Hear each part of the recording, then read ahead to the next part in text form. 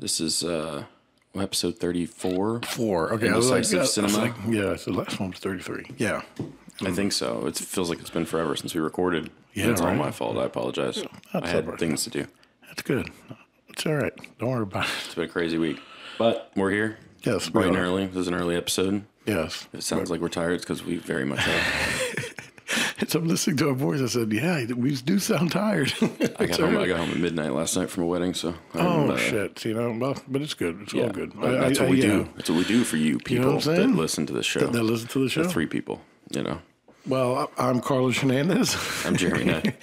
And this is a jam-packed episode. We have a ton of movies. Mostly like revisit stuff, not like... We have a few new releases. I think it's like, yeah. Carlos got caught up on some stuff that came out earlier this year. Yeah, that's true. Yeah, they're almost 2 or 3. Okay. Yeah, he's right. But yeah, we've got a ton of stuff to cover, so I don't know how long this will be, but it should be fun.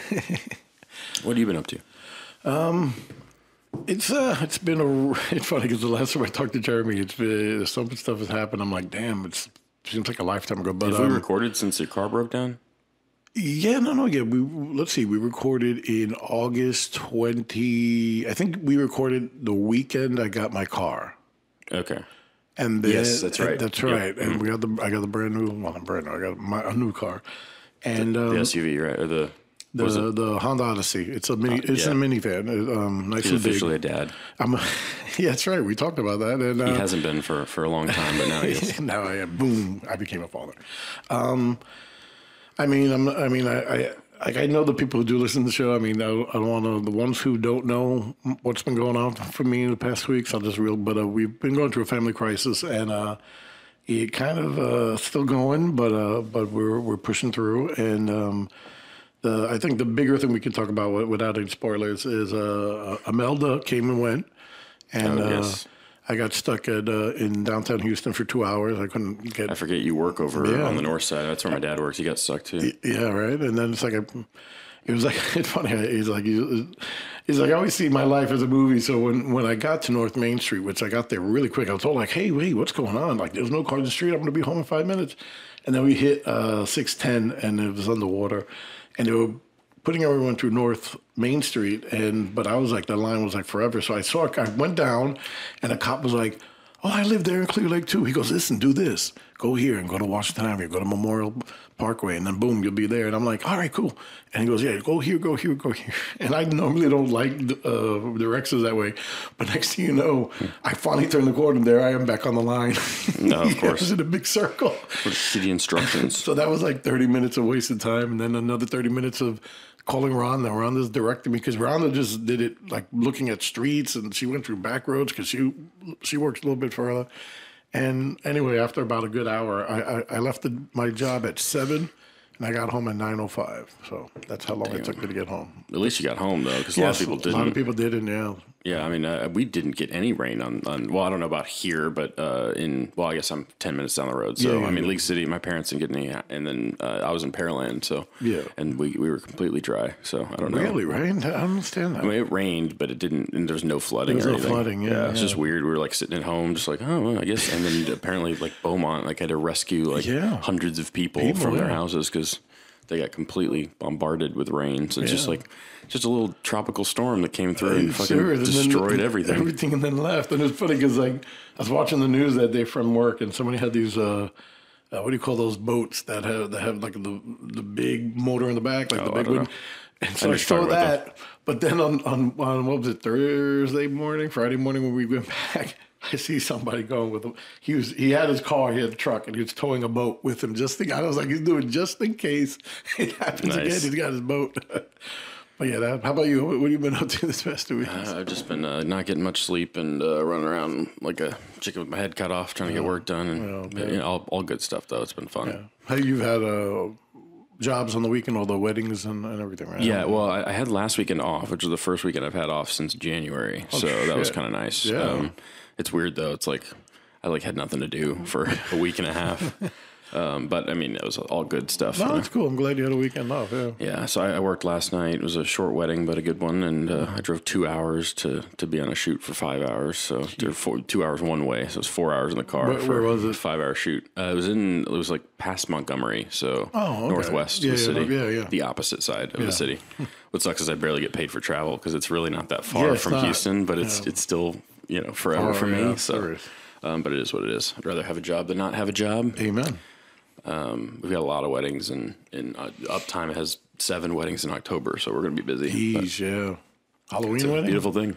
You have a Halloween wedding? Oh, I don't know. I don't know what. I mean, I don't think we have one on the 26th, but Halloween's not until the 31st. No, but I'm saying, do you know if it's like Halloween themed? Did they? Oh no, I don't know. I won't know that until I get there. Usually, in New York, I remember my doctor, one of his assistants, she was very goth, and she had a Halloween wedding in a cemetery the whole night. So I was like, that'd be awesome if you do that. Yeah, I would love a Halloween. I love Halloween. It's like this is my favorite. This is my favorite month. Like this going into the holidays is like it's just the best. Yeah, we do. We love Halloween. I love it so much. Me too.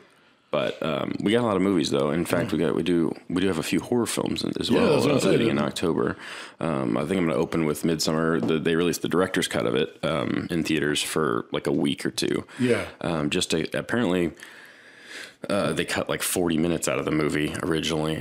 So the director's cut it's almost 3 hours long. Nice. It's obviously the director's cut. I don't know if it's like, they call it a director's cut because that's what they released it as, but I don't know if it's like the actual official, like what Ari Aster wants. Like, who knows? I don't know. But there's definitely a lot more content in it that fleshes out some of the mainly the supporting characters in the film, but also the lead as well, a little bit.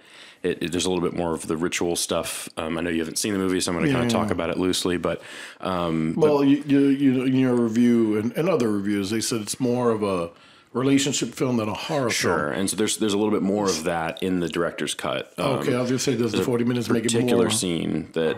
Well, so the fact of the matter is, I was just really happy to see this again on the big screen because I went to Draft House to see it, and it's just an incredible experience in the theater, and I hope that people will go see this in the theater.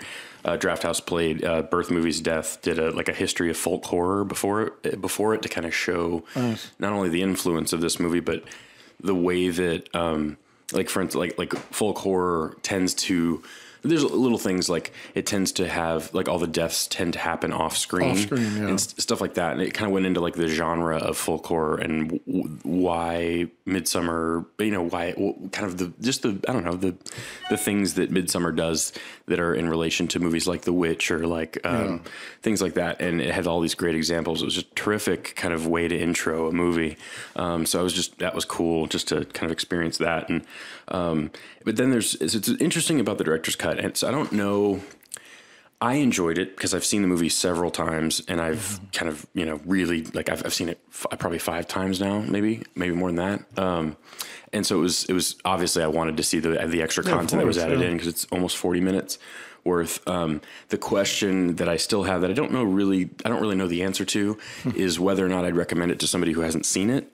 The director's cut version of it. Like, I don't know which version I prefer. I like them both. I don't know that this version is necessarily the better version because there's areas that I think in editing that they like cut the fat off of that I think for a movie that's already 2.5 hours long, I think that benefited the movie in the theatrical cut.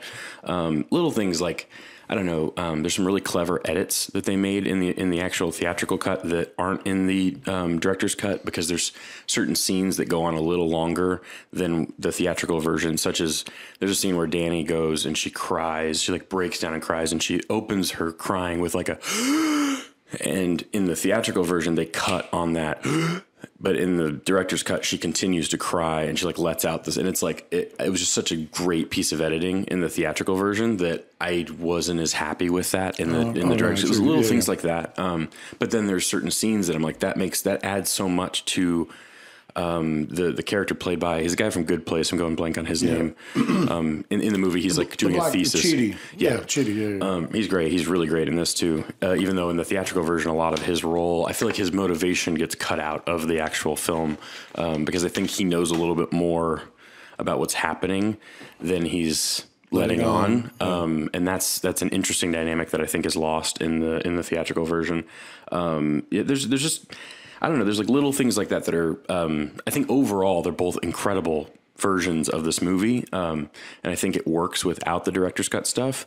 That being said, I think it does flesh out some things, and especially so there's a particular chunk of the movie which is like a ritual that leads to an argument between Danny and Christian, and that scene is that's really the biggest chunk of what's cut out of the movie. The ritual I wish was in the film because I think it explains, but it's not necessarily necessary, but I do think it explains a section that doesn't make sense in the theatrical cut, like just from a plot, like it doesn't make enough sense to justify it being in the theatrical cut when they cut out the ritual that's in the director's cut. Sorry, I don't know how to explain all this stuff very well, but without spoiling it, obviously, because I can go a little more specific with that. But it involves a swamp and a character that there's a visual thing that ties those two scenes together, and without the scene, the ritual, the second piece doesn't make any sense.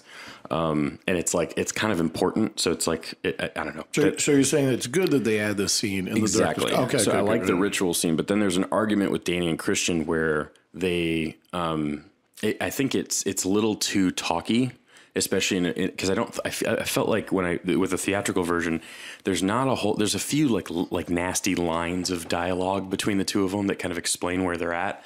And I think that's enough in the theatrical version. I don't think we needed this big scene. I think it just depends. I don't know. It's hard because I've seen this movie so many times. I don't know. It's just like, I don't know that they needed to like argue for this movie to be as effective as it is. And I think they figured that out in the edit. That's why it's not in the movie. But there's still some interesting things in that scene that I think kind of flesh out some other moments in the movie. So it just, there's a dream sequence that's motivated by that argument that makes a lot more sense if you've seen the argument happen. Yeah. But overall, I had a really good time. Again, I think this movie is still the best movie of the year. I just think it's incredible. And I really hope people go see it on the big screen. I don't know if it's still in theaters. I don't think it is. But hopefully everybody's gotten a chance to see it. And if you like the film, you should track down the director's cut. I think it's going to be on iTunes, I believe, at some point. So yeah, I don't know if that's... I was just Googling to see if this has been approved by Ari Aster. One thing says yes and one thing says no. I think he said that it was pretty close to his original version. Okay, so but in an AMA or something on Reddit. So yeah, but I'm not 100% sure. So yeah, that's Midsommar's director's cut. I think it's really good. But I also think the original version is just as good. So I think it's more of like a DVD extra kind of thing. So do you recommend us or us, everyone, to watch both? I mean, I think the movie's good enough to watch a second time. Yeah, so if you haven't seen the film a second time, watch the director's cut. If you're watching it for the first time, watch the theatrical version. For me, since I haven't seen it, I would watch the theatrical version. I think is what I recommend. Just if I do want more, because it's just such a long movie, and I think they tighten it up in places. But there are if you feel confused by certain elements of it, watch the director's cut because I think it fills in a lot of the gaps. But I don't think they're necessarily needed, and that's why. Yeah, I got you now. It's kind of a tricky thing in terms of my thoughts on it, but it is. Like I said, just an incredible film. Is it still in theaters or no? That was like just a 2 week run. I don't think so. I think it was only there for 2 weeks. Because I saw it last week, and I was like, oh, shit. I said, maybe I'd go see it Glow next week. But because it has to say director's cut. They did release the theatrical version again as well, though. Yeah, so AMC, I think, is playing it right now. Yeah, that's who's playing it. Yeah. Either version, if you haven't seen it, go see it. And try and see it on the big screen if you can, because it's a visual fucking masterpiece. I think I might do Peanut Butter Falcon first, and then we can do It, because you've seen It. Yeah, I have, yeah. And that's going to be, I think, a longer discussion. So, Peanut Butter Falcon, which is, it's a movie about Shia LaBeouf, who, let me pull my notes here. It's co-directed by Tyler Nilson and Michael Schwartz. They also both wrote it. It's about a kid named Zach with Down syndrome. Not kid. I think I don't know how old he is. I don't want to be, I don't want to speak out of turn. I think he's probably like 30. But I don't know for sure. Yeah, somewhere in there. And he's big into wrestling. He loves wrestling. He wants to be a wrestler. He has this videotape, or I think it's a VHS cassette that he puts in, and it's Thomas Hayden Church doing it. It's like come to my wrestling school, and he lives in like southern Florida, and he runs this like wrestling school, and so Zach always wanted to go and like take those classes and learn how to become a wrestler, which is just the cutest thing. And in the opening scene of the movie, he stages this elaborate breakout scheme in order to get out of the senior home that he lives in, and he gets this woman to pretend to choke and then runs outside. It's just an adorable scene, and then he gets caught. But eventually Bruce Dern like helps him bend the bars on the windows of his room and escape from the senior home, and he's in his underwear, and he is trying to find his way to this wrestling camp, and he stumbles across Shia LaBeouf, who plays Tyler, who's kind of a I don't actually know what he does for a living. I think he works on boats and stuff like that. He's like a dock worker, and I believe, but he gets into some trouble with John Hawkes, who plays kind of the bad guy in the movie. He burns some shit and is basically on the run. He's angry and he burns some stuff.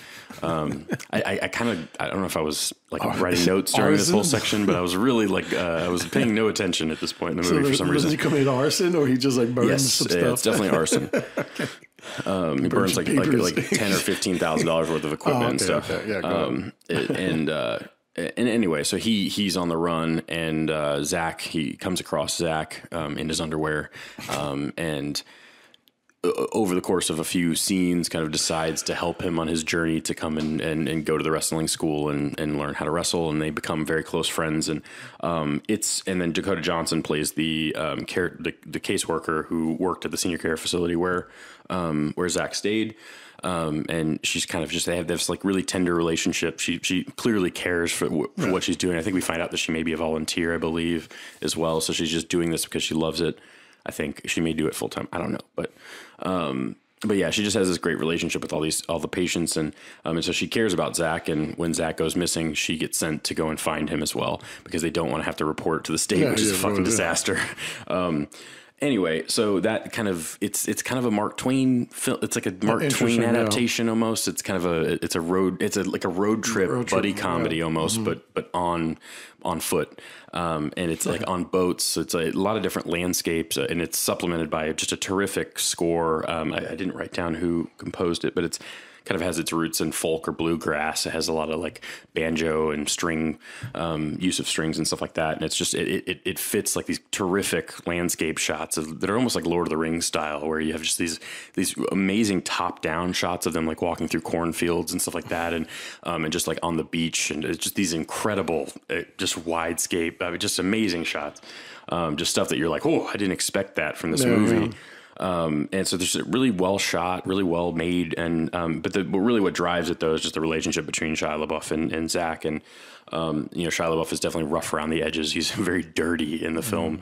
He looks like a homeless person who lives in the swamps of southern. I think it's like North Carolina, or whichever one's on the shore. It's next to Florida. You drive through. Oh, that's right. They're going to Florida. Yeah. So, yeah, I think it's a different state, but they're going to Florida. We're South Carolina. I don't know my geography, but yeah, you're whatever you say. I believe you. But anyway, yeah. So he's kind of rough around the edges, but I think they're both running from something, and I think that's something that really brings them together. And Shia LaBeouf helps him train, and it's just there's all these great sequences, but it's so tender and loving, and it's just got a sweet little core to it, and it's got a great script that really, even though this is kind of I don't want to call it by the numbers, but the idea and the premise is kind of by the numbers, but the characters and the writing and the script is so tight, and it's so fleshed out that I feel like we're with these characters every step of the way. And even though it's kind of it's like an hour and a half, it's a kind of a short, lighthearted, heartwarming movie. It just works.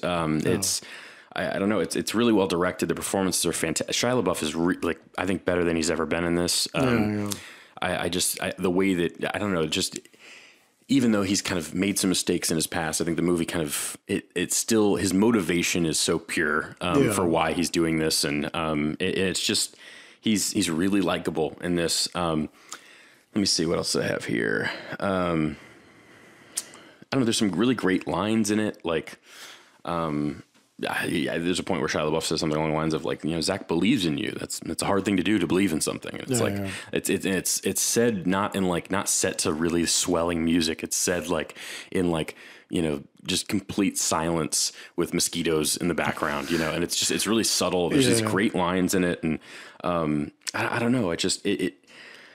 It worked for me, really. And I think it's just a terrific little movie. And I hope more people see it, because the trailer kind of makes it out to be something that could be kind of a cheesy kind of road trip comedy. But I think it's so much more than that. So yeah. Peanut Butter Falcon. Go see it, folks. That's still in theaters. That came out this week. No. I did. I saw the trailer. I mean, here's my quick history. I hate Shia LaBeouf, but I know lately after his whole downfall, there's been a lot of movies. There's some on Netflix too. He's done a lot more interesting stuff lately. Yeah, and they've been really good. There's also a movie coming out that oh my god, I think I know what you're Honey talking Boy? about. Yeah, Honey Boy. Mm-hmm. That looks amazing, and he looks really good in it. I mean, he looks like a character which I don't like, because it kind of throws me off. Sure, but because still, who he is. from what I've heard and from what I've seen, it's really, really good. So. Yeah.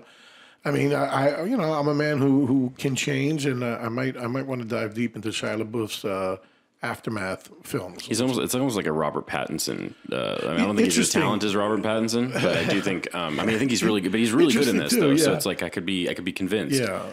He's, Robert Pattinson is somebody. I mean, this kind of maybe a vague comparison, but Robert Pattinson, like Daniel Radcliffe, are people who are trying hard to shed that skin from before. Yeah, but even Stevens and all that shit. Yeah, and then, and I think Shia LaBeouf has done that, but I think Shia LaBeouf kind of his attitude is like, I don't give a fuck you. Whereas Robert Pattinson is, no, you look at me now. Sure. But I don't mind it, because like I said, Robert Pattinson's films are amazing. They're amazing. He's making better choices, but I do think Shia LaBeouf is. I think he's doing what he can with the roles he's getting. He's really trying, so it's not like he's. No. Again, I'm saying he's trying, but I'm saying that it's not more obvious. Whereas. Robert Pattinson's become this actor to watch now. It's like all his films are really amazing. Well, he's working with all the best directors, and The Lighthouse is starting to shape up to be something that's. I can't freaking wait for The Lighthouse. I've seen that trailer amazing. So many times. Yeah. It just is that first trailer that they released for that, which is it just looks like a descent into madness. It's exactly. The newest trailer is good too. It's I won't watch anymore unless it's just an accident. But it's just that movie looks like a great time. I can't wait. Robert Eggers from The Witch. Oh man, it's gonna be good. That's my most anticipated so far this year. I can't wait. But yeah, Peanut Butter Falcon is awesome. So check it out. I took my mom to see it because she's a principal at a special needs school and wanted to see it. And, I didn't know that. Good for her. I think it's like a crowd pleasing movie, but it's also a really like it reminds me of like she liked it a lot. Okay, good. It reminds me of movies like Mud. Do you see Mud? Yeah. Or Hunt for the Wilder People. It's not quite as like. Silly as Hunt for the Wilder People, but it has the same kind of adventurous spirit to it that I really enjoy. So that's cool. What else? We got It next. What else we got? Yeah, what else we got? 20 more movies. Some of these though are comedy specials. I'm just going to list those off back to back, but we'll get there. It Chapter 2. So I'll let you intro it, because I don't know as much about this. So It Chapter 2 is the sequel to It. Yes. Chapter. Well, I guess it's like Star Wars, where it was just Star Wars that became Force New Hope. Exactly. So it became It Chapter 2, which now I guess it is now Chapter 1. I guess. Stupid. So, I mean, just quick background, based on a Stephen King novel. It's over 2,000 pages. A great book, too, by the way. It's funny because, like I said, I'm hooked on Watch Mojo, and they did a great breakdown of things that weren't in the movie, or both films. Remember, there's a TV version from 1990, which was really amazing for a TV film. Very, very good, with Tim Curry. And then this one, it's funny because, I guess, I gotta go on a plot, by the way. Yeah, so to get into real quick, mainly for the people that have seen the first one. And so if you want to do film-wise, Chapter 1 was about the 7 losers from Derry, who there were 7 separate kids who come across this evil, I'll say evil entity that takes the form of a clown, who, is feeding off of children in the town, but also infects the adults, where they kind of become blind to the whole situation of these murders and atrocities. They sort of forget it as it's like they forget. Derry. Well, what this film kind of do is that they also are possessed by him too, which wasn't in the original one. Was more like, you know, we don't see, you know, or we see but we ignore. And in the book, the book is just like this new film series, which is where sometimes he possesses, or the Pennywise possesses the adults to do bad things. As you can see with Bev's, Bev's dad is possessed. Oh, okay. Kind of like but not the lead characters, just the supporting characters. Yeah, supporting characters, yeah. So, you know, of the parents who you see that Pennywise influences them to do bad things. Sure. Henry Bowers' dad, he's an evil bastard. And Eddie Kaspbrak's mom is kind of too needy, where she makes him the person that he is.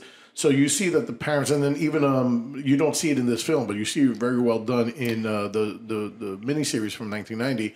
Bill Denborough, the lead boy, who is, you know, again, not spoilers because I'm pretty sure you've all seen this movie. Yeah, at this point, we're spoiler territory. Yeah, this is spoiler. But anybody that's listened to this has either seen the first one or seen it already, or doesn't care. TV. But Bill Denborough, his brother Georgie's killed by it, which actually sparks this whole film, I guess, because Bill is very, he feels bad because in the book it also says that I think in the movie it I think is more like the book, where Bill will forever be haunted because he didn't go out and play with his brother that day because he just didn't want to. Which is such a simple concept, but it's children, effective. And it's effective because it haunts him to the rest of his life.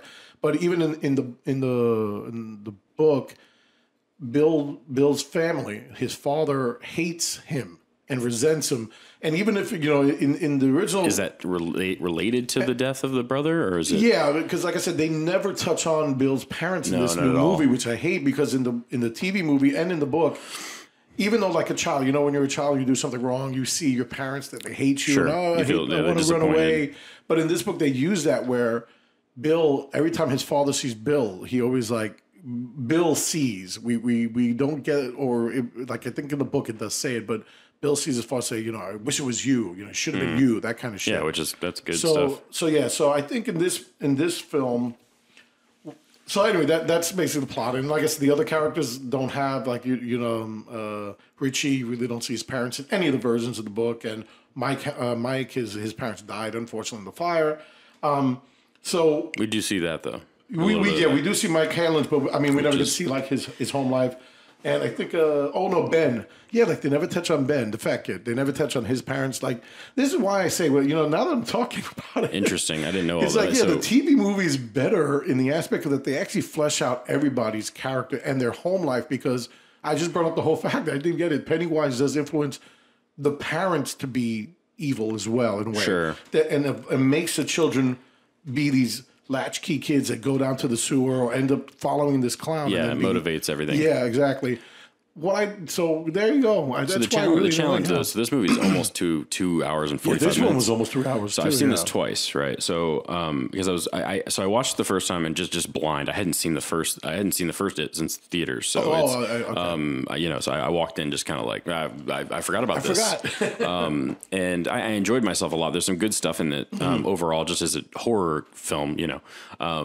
But I definitely was like just all over the place tonally, and I was very almost borderline like just like what the fuck was that at times. It still feel that way because it is a weird film and there's a lot of like weird gags that it goes for, which is part of the fun of it though. It feels like a carnival ride.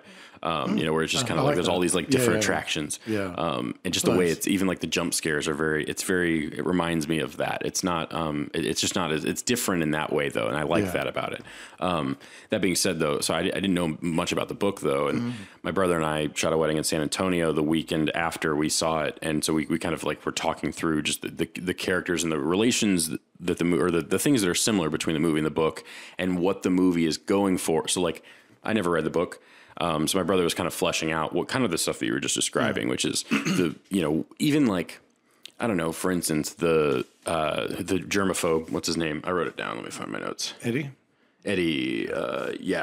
and like his relationship with his mom and all that stuff, which if you don't know that that's what's happening, that stuff makes no sense in the film. Like, and so the first time I saw it, I was like, I don't understand what's happening with, like, he calls his girlfriend mommy or something at the beginning.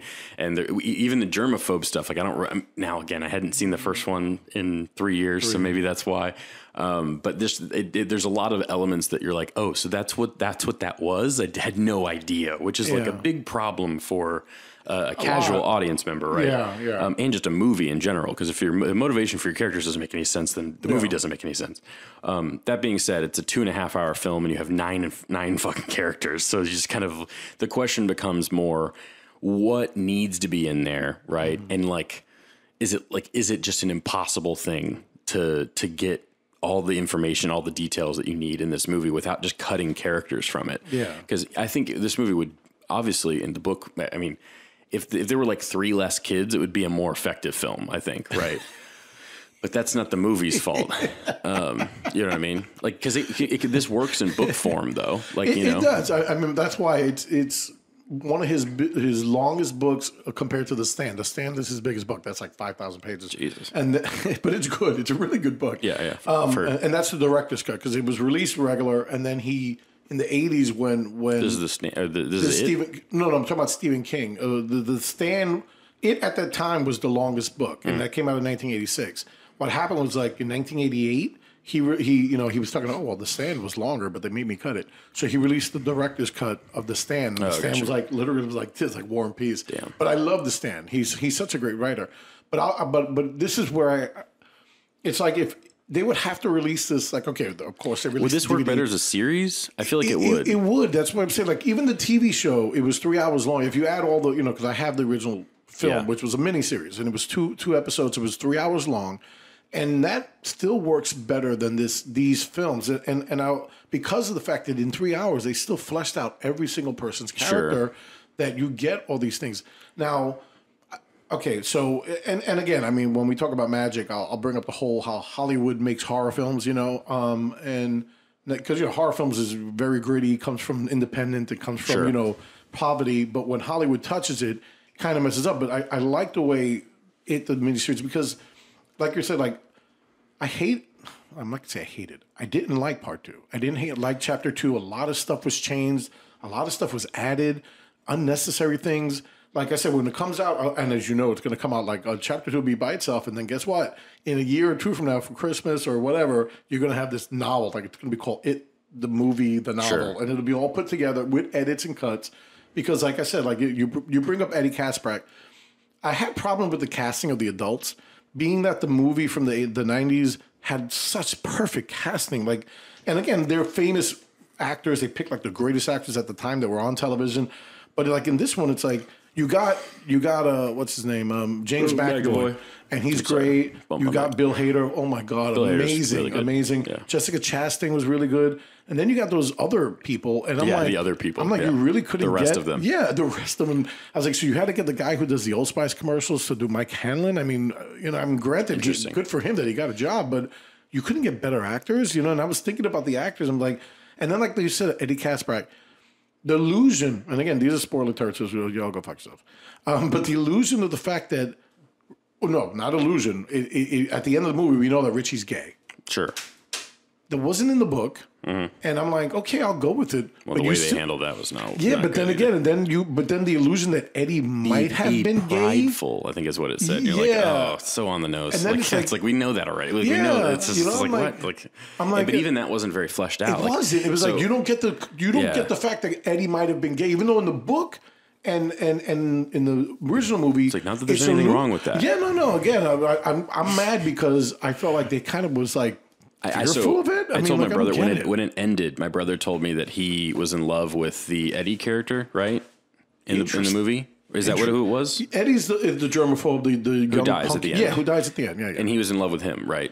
Richie was in love with Eddie. Yeah. That's not in the book. I didn't even know that that's who he was in love with. I thought he was in love with the guy with Stanley who killed himself. Genuinely. And yeah, I thought that too. That's literally why I thought Stanley killed himself to some degree. But then, okay, so I knew that the second time I saw it. Obviously, I knew that wasn't what was happening. But I was. So you saw part 2 twice. Yeah, I did. And that's what I'm saying. Like, I sat there and I kept saying, Gloria is over here, and I'm like, oh. And I'm accepting it. It's not in the book, and I'm accepting it's not in the original TV movie. I don't have an issue with that at all. I mean, he can be gay. It has nothing to do with that he's gay. It's just that it kind of was everywhere. Well. I actually liked him and Stanley being like he had a crush on Stanley. I liked that in the movie. I was like, oh, that's cool. Then all of a sudden it was Eddie Kaspbrak, and then I was like, where did that come from? And then, like I said, they allude that Eddie's a pussy, but not gay. But in the book and in the original miniseries, it's alluded that Eddie's gay. Sure. But then I guess so in this film, they ended up saying, well, you know what? We're going to make Bill Hader gay. And I'm like, okay. And I'm like, so does he like Stanley? Because I like that. And no, that didn't happen either. And I'm like, I thought the whole big thing was that you're going to see that Stanley and Bill, and Richie were lovers, or they had a relationship. And I was like, that's fine. I accept that. But then you did that at the end, and it don't even make sense because and then he's like, and then they're like holding him back as the house collapses. And you're like, this is so bad. So there's definitely so. The thing is, right? This movie's really well made. It's shot. It's produced. So this is like what you're describing when Hollywood does horror. This is that, right? Which is just it's polished. It looks really good for the most part.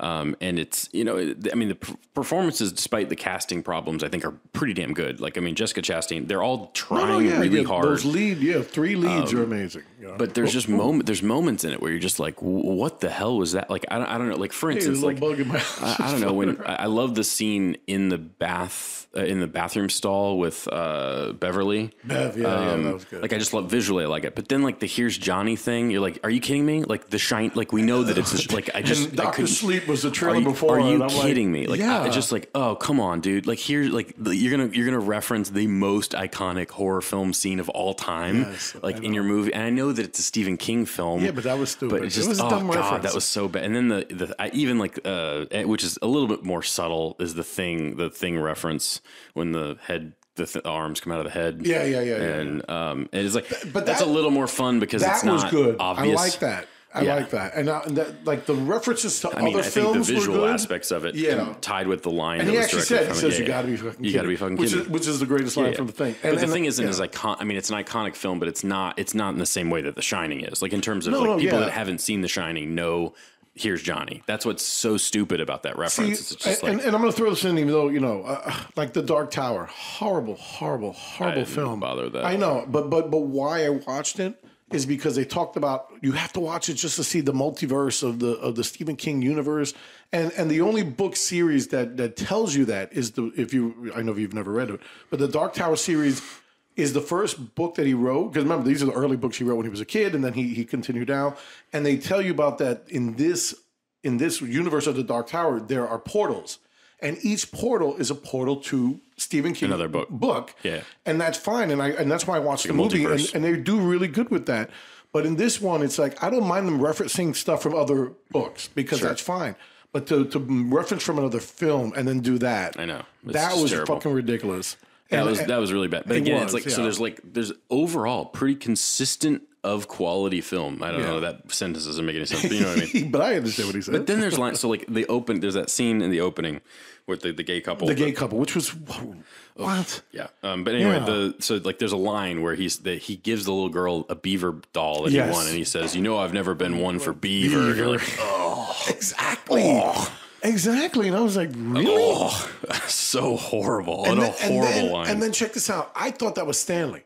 I thought they were going to go there. And I thought it was Stanley. Yeah. Because he says, I haven't been here since I was a kid. Exactly. And then I was like, well, this is reason why So they just did a thing where they just reference homosexuality. Is that how the book opens, though? I heard that I don't know. No, not at all. Like, that's something for now. I mean, back when he wrote the book. So it's just a political thing. The homosexuality was hinted at. And again, I mean, Stephen King is not, in every one of his books, there's some type of an angle where somebody might be gay or there's like a gay character. Sure. And that's fine. And like I said, there's anything wrong with that. And like I said, in the book, you though it's never said, and Eddie Cashback was gay, you know that he is what he is because his mother created him. His mother made the man that he is.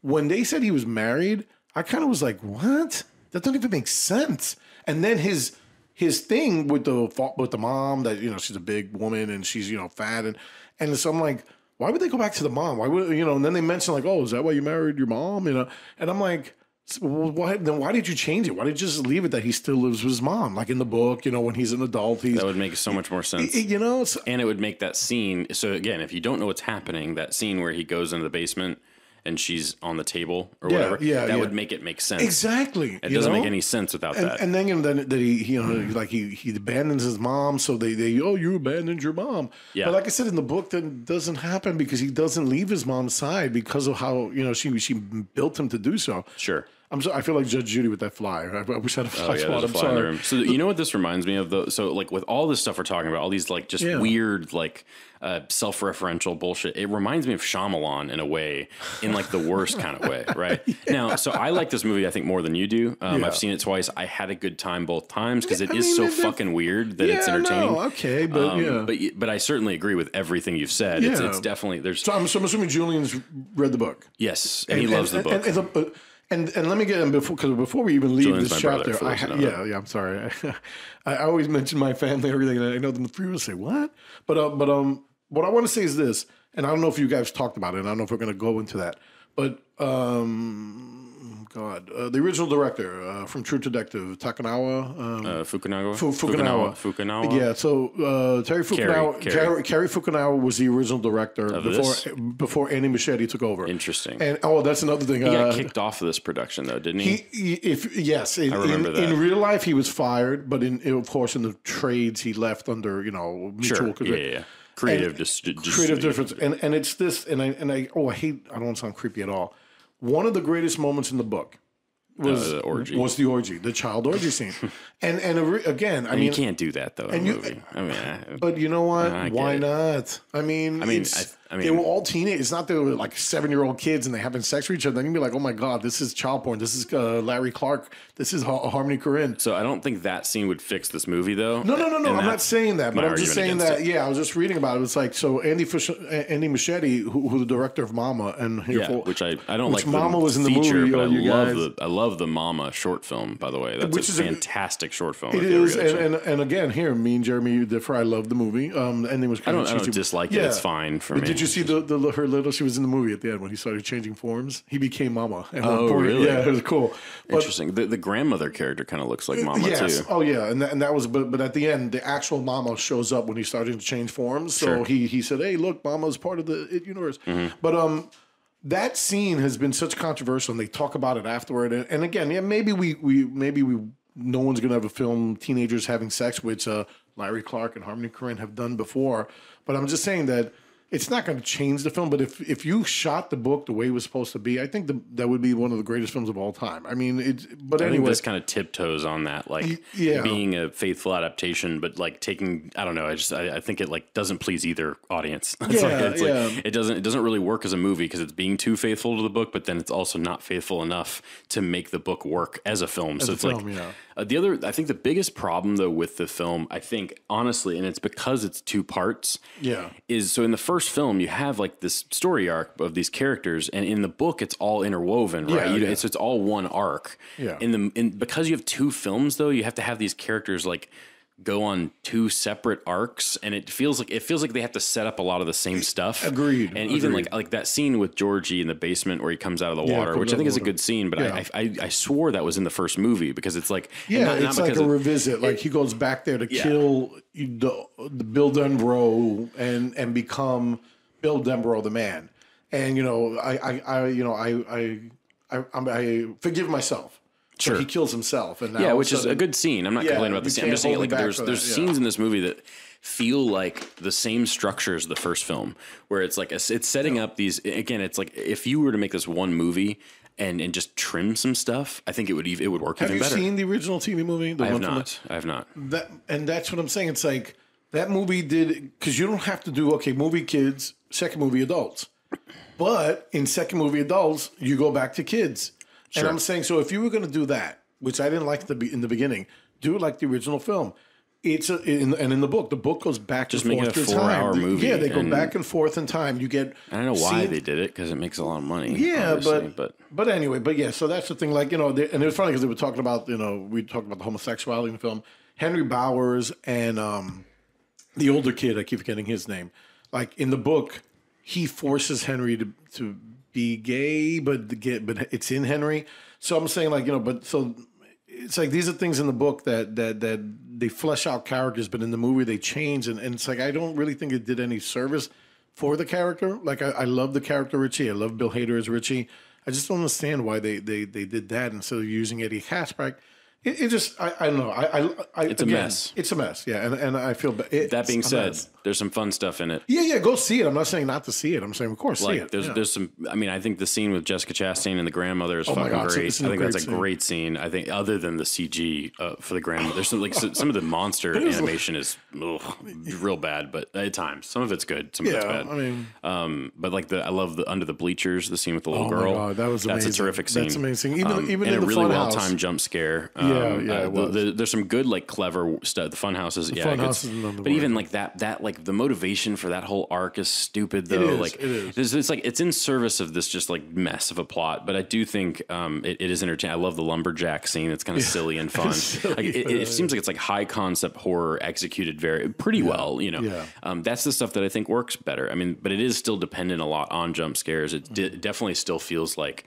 I don't know. It feels like it's like run away from the thing. It just feels kind of, I don't know. It doesn't feel like any of them are ever in real danger. And even like the end when Eddie dies, you're like, did that need to happen? I don't even know if that needed to happen. Like I hated the way he died. That horrible fucking line where Jessica Chastain says, "It kills monsters if you want it to." And and then she said, and then he says it like 3 times before, and you're just like, is this movie made for children? Like we're all adults here. Like we know that you set it up a scene ago. You know, we remember. Like this wasn't like this isn't the MacGuffin. You didn't set this up in the first act. Like she gave him a spear like a scene before he's supposed to throw it, and then he goes, it kills monsters if I want it to. It kills monsters if I want it to. And you're just like, ugh, that was horrible. There's some stuff in it where you're just like, who let that happen? So it's just a tonal mess. Who writes this? That being said, it's kind of like a fun carnival ride. It's like it's a good time. It's too long, but it's a good date movie. It's a good date movie. Anyway, that's it. Chapter 2. Go see it if you like it. Yeah, no, I mean, I'm not saying don't see it, but you know, it's justified. It's like my brother described it as like it's satisfying enough. Listen, that's the most he could say. Find the TV movie from 1990 with Tim Curry. Though Tim Curry does kind of ham it up. When he's terrifying, and when he's cheesy, he's funny. See that version. I'll be honest. I wanted to lead this into magic because, like I was saying before, it's like when Hollywood when Hollywood takes the horror film, and as I was saying before, horror film came out of the independent, gritty, Drive House, double feature grindhouse film, and in 1978 when Hollywood said, "Hey, well, they're making money, we're going to make money," and they started producing horror films. And it's funny. I was going to do my homework because I thought about this last week when we were supposed to shoot this episode. I'm not sure if it was the Manitou or if it was the Awakening, but somewhere in the late 70s, Hollywood Paramount started making horror films with these big budget actors, Charlton Heston, Tony Curtis, and they were such big flops. And it was like, it's funny because it's like not until when you see it, the original miniseries. You see, John Ritter, and you see, again, I'm throwing out names that I don't think Jeremy might know. Nope. But at the time, on television, they actually picked stars from the hit shows, John Ritter from Three's Company, and then Harry Dean Anderson from Night Court. And they pulled all these big actors into this thing, and it was this amazing event. And it was like, I kind of said, that's where Hollywood worked with a horror film. And like I said, and I mentioned James McAvoy, who's a great actor. Jessica Chastain's a great actress. But they're doing such silly material because the script is so bad. It just doesn't even matter. But Magic, and I saw this with Gloriana, it's a movie that I've always wanted her to see. And Gloriana pick and chooses things like, oh, that sounds stupid. That's not. So this is a movie when I was a child. The trailer, and we can always talk about how the trailer is the film. The trailer used to keep me up at night. I was a young boy. I've told you the story. My mom didn't know any better. She used to take us to horror films since I was like 5 and 6 years old. So the trailer was amazing, and I wanted her to watch the trailer, and we watched it together first. And it's like this really ominous thing where the camera, you see. Have you ever seen Magic? I have not. Richard Attenborough with Anthony Hopkins. Doesn't sound like anything. Oh my God, that's from the hate you. It's on Amazon Prime. Paul Buffano. It's on Amazon Prime, and I'm just getting to this that it was one of the last of the big Hollywood horror films. And again, you had the Academy Award-winning director Richard Attenborough directing it. You had Anthony Hopkins, who was at the time an Academy Award nominee. You had Silence of the Lambs. He was nominated for like since the 70s before Gotcha. I mean, I think The Elephant Man was. I don't know what year this movie came out. Well, the movie came out in 1980. Gotcha. And so you had all these, Anne Margaret, who won an Academy Award. So you have all these Academy Award people. And again, I'll do the trailer because when I was a kid, all I saw was this dummy, a magician dummy or whatever, a wooden dummy, a talking dummy. And very realistic looking, looks like Anthony Hopkins, but not. And the camera pulls out from far, and it starts to go closer and closer while the dummy's telling you this like little poem. And it's a creepy poem, and at the end, it's like, magic is fun. You're dead. And it goes up to his face. And then as from the horroring mind and director Richard Attenborough, and you hear the voiceover, and then the eyes just keep clicking, and the smile. And I remember that would play right before the news at 11 o'clock at night. And my mom would say, okay, Carlito, go to bed. And I'd be like, no way. And she took me to see the movie a couple of weeks later. And the movie just is so dry, Again, oh my God, Burgess Meredith is in it, Academy Award-winning Burgess Meredith, and it's basically, make a long story short, it's a magician or like a dive bar magician who is mentored by this old vaudevillian magician, and he's like, "Oh, Corky, it's gonna happen for you," and he plays in this room, and everyone's like cricket, and they laugh at him, and then next thing you know, a year later, he's this famous star, and he's on Johnny Carson, and he's a big star, and Burgess Meredith is like his manager, and it's funny because we're going to talk about Dave Chappelle later, and he ends up like, we're going to get you your own TV show, and you're going to have a variety special, and you're going to be on NBC, and all of a sudden he starts to freak out, and he disappears, and he goes to this lake house, and you find out that the lake house is owned by a girlfriend that he's always lusted after but never went forward with, and he brings Fats with him, and as you notice that Fats is his conscious, or it becomes his other thing, and it's really creepy, but it plays out so flat, and like seeing it now as an adult. When I was a kid, I was terrified of it, but seeing it now, it's kind of flat. It's good. There's some good performances. Anthony Hopkins is amazing in it, and you see this kind of man delve into insanity through the puppet, and it's funny because she actually really liked it, and it's like, even though the ending's kind of cheesy and there's a couple of jump scares here and there, it was really good, but it's like it's what downfalled the horror film, because even after Hollywood pulled out, this was a horrible project. Let's not do horror films. Let's leave it to the low budget, and that was like in 1980, and like I said, 1983. Yeah, because there's not. I'm trying to think like what. Like for the 80s, like what horror, like major horror films? Yeah, so you have Shining, which is 80, but then I mean that was I think that, and again, when you see The Shining, slashers, though. Do you think The Shining is a horror film or a psychological thriller? So, I mean, it's a thriller. Yeah, but I mean, it's terrifying though. It's a great film, and I'm saying right after there's that, blood though. It has all the genre stuff. No, and I love The Shining. Definitely. But I'm saying that right after that, they pulled out in 1982. There was no more, Paramount, Universal. They all pulled out. Because as you know, The Thing, even though it's a sci-fi horror, that was 1982. I don't know what the hell I was talking about. And then after that, no, it's fine. And then after that, that was it. Like horror film washed up. Like you had Freddy Krueger, sure, you had all the Jason, slashers, all the sequels. But that was the sequels, and it wasn't a big film until you can cut to Scream. Yeah, which was which was the return of horror. But that was 90. Was that 90s or was that early? 1994. 94. 94. So it was like after that. I was born. Because then right after that, the action film became, the film of the 80s. Sure. And if you look in the 80s, every fucking film was an action film with Arnold Schwarzenegger or Sylvester Stallone. But you had your big like Spielberg stuff too, Back to the Future, all that. Like that was the 80s. And then you got the teen comedies of the mid 80s, the blockbuster era, and then you have the action film, and then you have the dramas, the Miramax studio. You got Pulp Fiction, you got all English Patient. The late 90s was like early 70s to some degree. And then Kevin Williamson wrote Scream, and then we got horror films back then. Yeah, so but it's like and I did this in my master class of post horror film.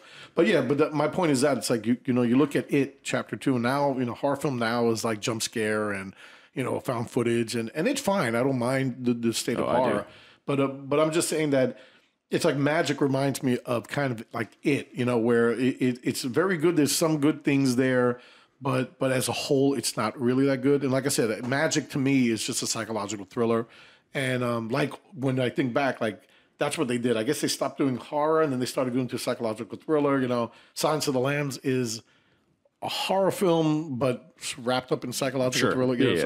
But yeah, so I would recommend. I mean, I don't know he ever will, but one day Jeremy would say, "Hey, here's fucking Magic." No, Magic sounds fun. Yeah, you're dead. That's how it is. I mean, I like those like old school horror movies. Yeah, and Anthony Hopkins is really good in it. But yeah, I just want to bring up like the end of the big Hollywood horror film. Even though now that's all who produces horror film. Blumhouse is now Universal and all that stuff. So, basically, yeah. But check out Magic.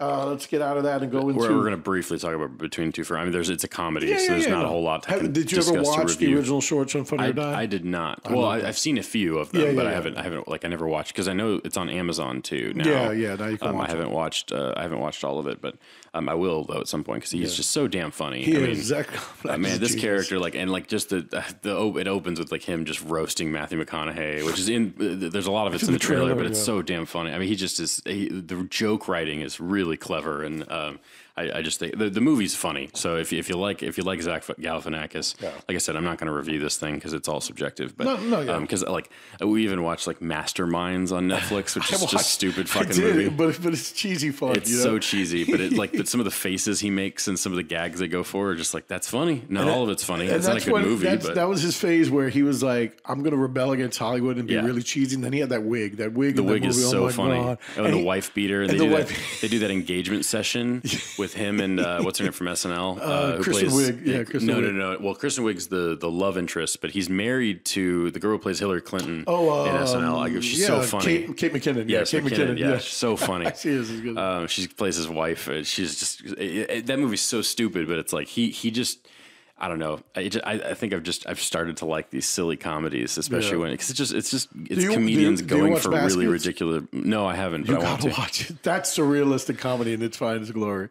But yeah, it's like he has a wig in Mastermind. That wig is so bad. But it's like so that was when he was rebelling against his popularity, like Pearl Jam or whatever. Exactly. And so he started doing things with wigs, over the top acting. Like, no, this is what I want to do. Yeah, exactly. Delving into the surreal, ridiculous characters. Yeah, but Between Two Ferns is like he plays himself, but as a character, basically. And I just love Between Two Ferns. I mean, I haven't seen the movie yet. I mean, I was going to watch it the other day when I have the kids, but yeah. So you liked it too? Yeah, I enjoyed it a lot. Yeah, cool. Then you saw Beach Bum, which is Harmony Korine's new movie, which I reviewed a long time ago. I liked it quite a bit. Back in March, April. Yeah, when it came out, I saw it in theaters. Yeah, so Hulu had it, and I said, let me watch movies that Jeremy recommends. I actually liked it. Go through the plot of it is... yeah, so like you said, Matthew McConaughey, bringing him back, is kind of like a Jimmy Buffett type singer who was also a poet. Yeah.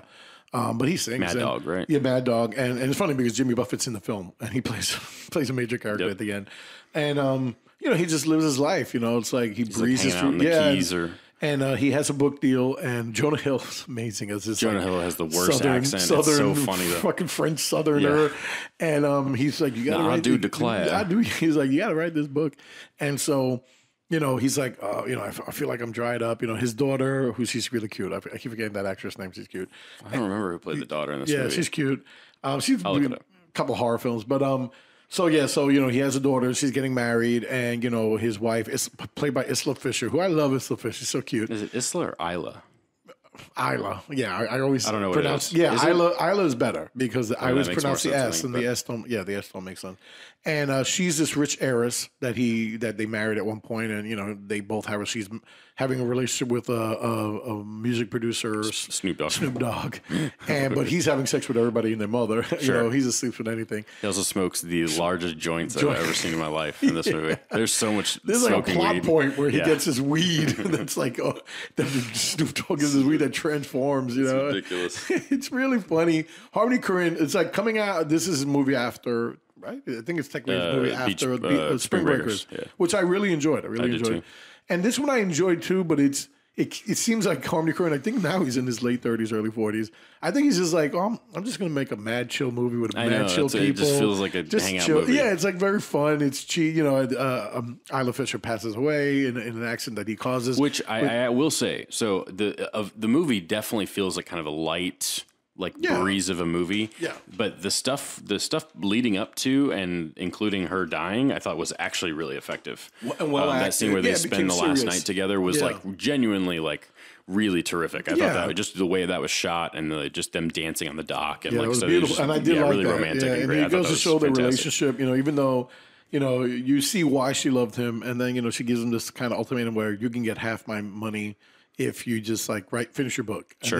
And then he goes on this road trip where he gets caught. He goes to the drug rehab, breaks out of that with my boy Zac Efron. Oh, Zac Efron. Who's this creature. Zac Efron plays. Yeah, he's in there. He's vaping and has the worst sideburn haircut. He's got lines cut out. Oh my god, that was great character. They do another kind of wild night together, which is just it doesn't need to be in the movie. Yeah, though. It doesn't. But it's just this is what I mean. It's like he said, "Oh, let me get Zac Efron to do this because I had Vanessa Hudgens in Spring Breakers. Now I got Zac Efron. I got the whole cast of High School Musical in my movies, and that's Harmony Korine. It's like I said, he's that kind. Like I said, growing up, my cousin Danny hung out with Harmony Korine, and he was in the movie Kids. And it's just funny because he started out as just a fucking dick. He got lucky. He's a skateboarding kid who smoked crack, whatever. And now it's like, even now it's like I kind of dig that. Me and my cousin Danny were talking about it last year, and it was like he's just in his films. You see who he is. He's just this guy. And it's like I like it, then he finally comes to terms with himself. He writes his book, which is just so silly. The whole plot of this movie is so dumb. And then at the end, he's like, "I want my money, but I want it on the boat, and I want it in." So he's like, has fireworks, and then make a long story short, it begins where it ends. He's a beach bum again. He blew up his money. He has was it a dog, right? What was the little animal on the boat at the end? And he ends up. Him and the dog and the burned up boat. Oh, they burned the money. Yeah, remember because of the fireworks, all the money blows up and it flies into the crowd and they get the money and it's just, but it's okay. I kind of said, oh, this is all right. It's not a bad film. It's not a great film. It's chill, and it's like a perfect. I actually watched it before I went to bed that night after watching all these movies, and I was like, I kind of like The Beach Bum. It's not bad. It's actually funny too. It's funny. Like I said, Jonah Hill's character, is funny. Matthew McConaughey's funny. Snoop Dogg got some good lines. Jimmy Buffett's in it. Who's the other character that was in it? And I'm like, what the fuck is he doing in this movie? I don't remember. There's a lot of people in it. Yeah, though. But yeah, it's just it's a good time. Exactly. Yeah. So watch it. It's on Hulu. Watch it up. Yeah.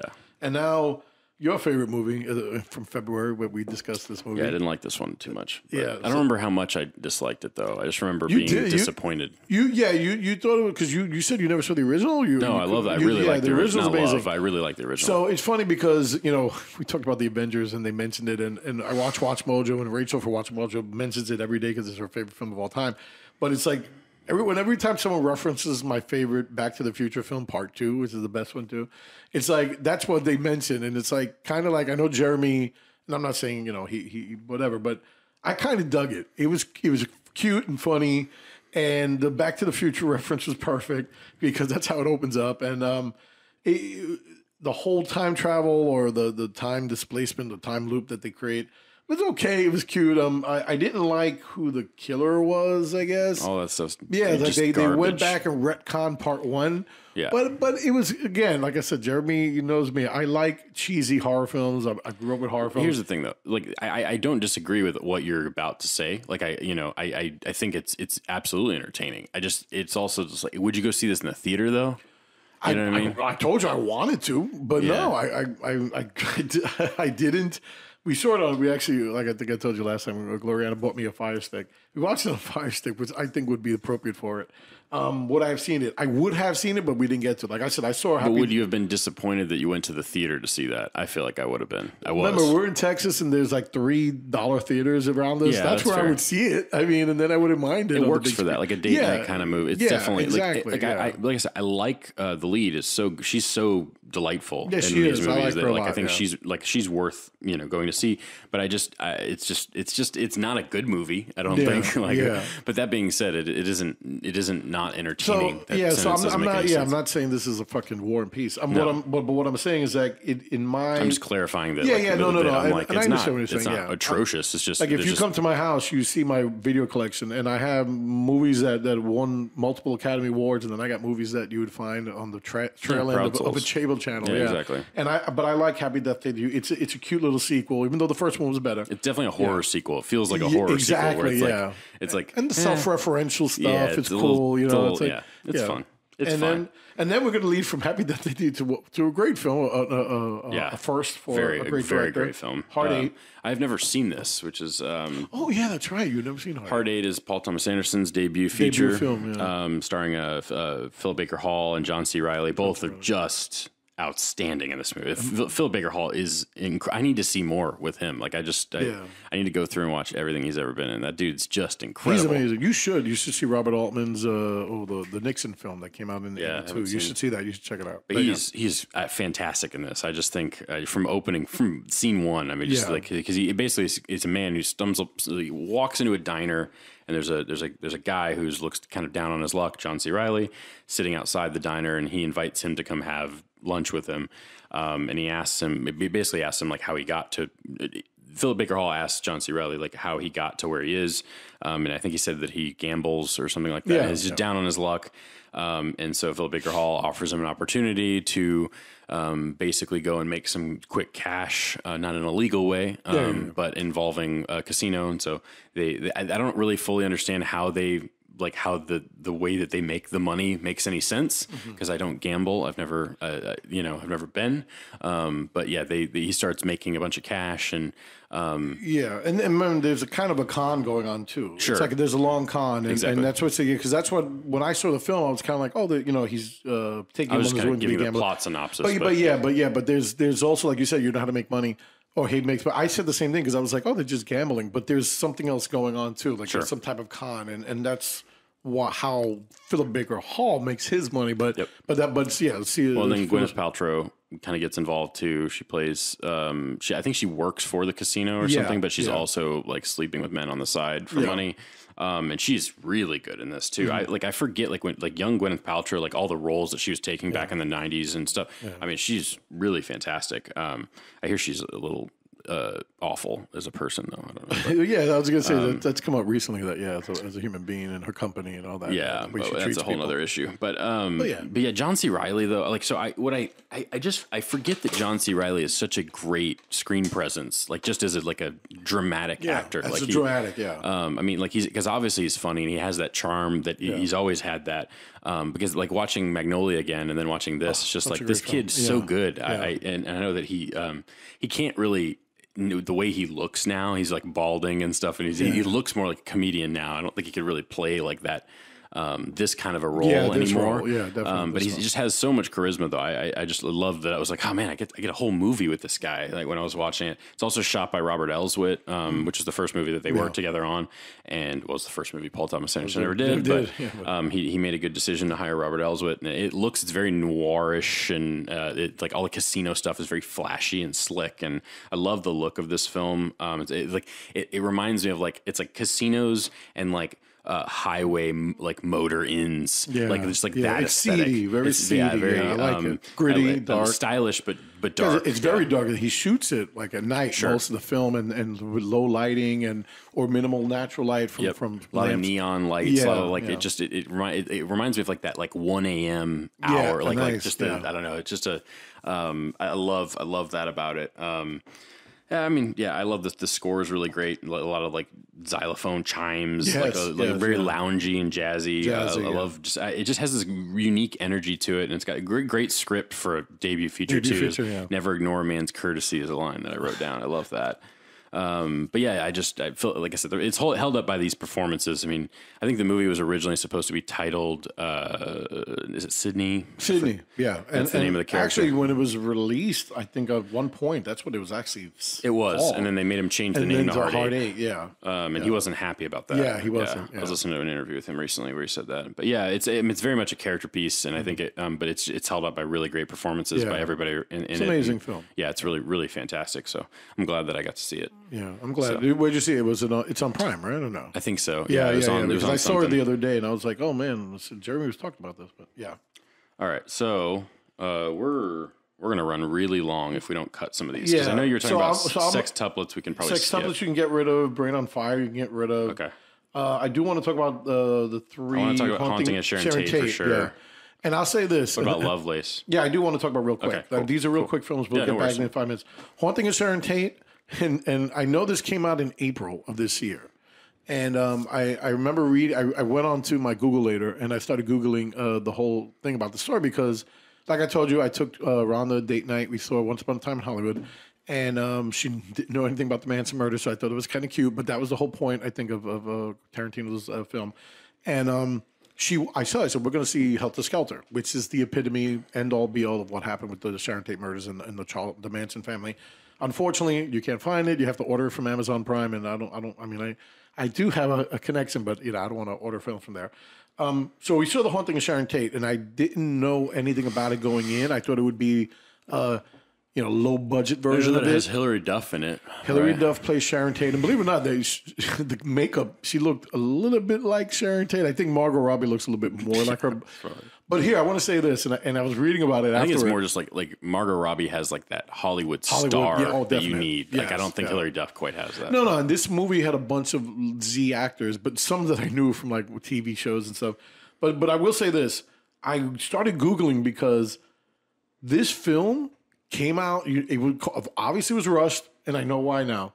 I guess somebody leaked Tarantino's script, and they said, well, we're going to do it first. And basically what it is it's a cash grab. I mean, it's absolutely, it's like the equivalent of... Remember when like Netflix would do like the same name as a movie that's in theater, but they just change like one letter? Like that's what this is. I feel like and it's like it's a horror version of it though. It's not. That's why I wanted to watch it. I told her because there was a movie came out and it says I think it's called The Wolves at the Door and I told you about that one, and that one was straight up The Strangers. The Manson family is The Strangers, and the murders were and it had a lot of Z actors in it.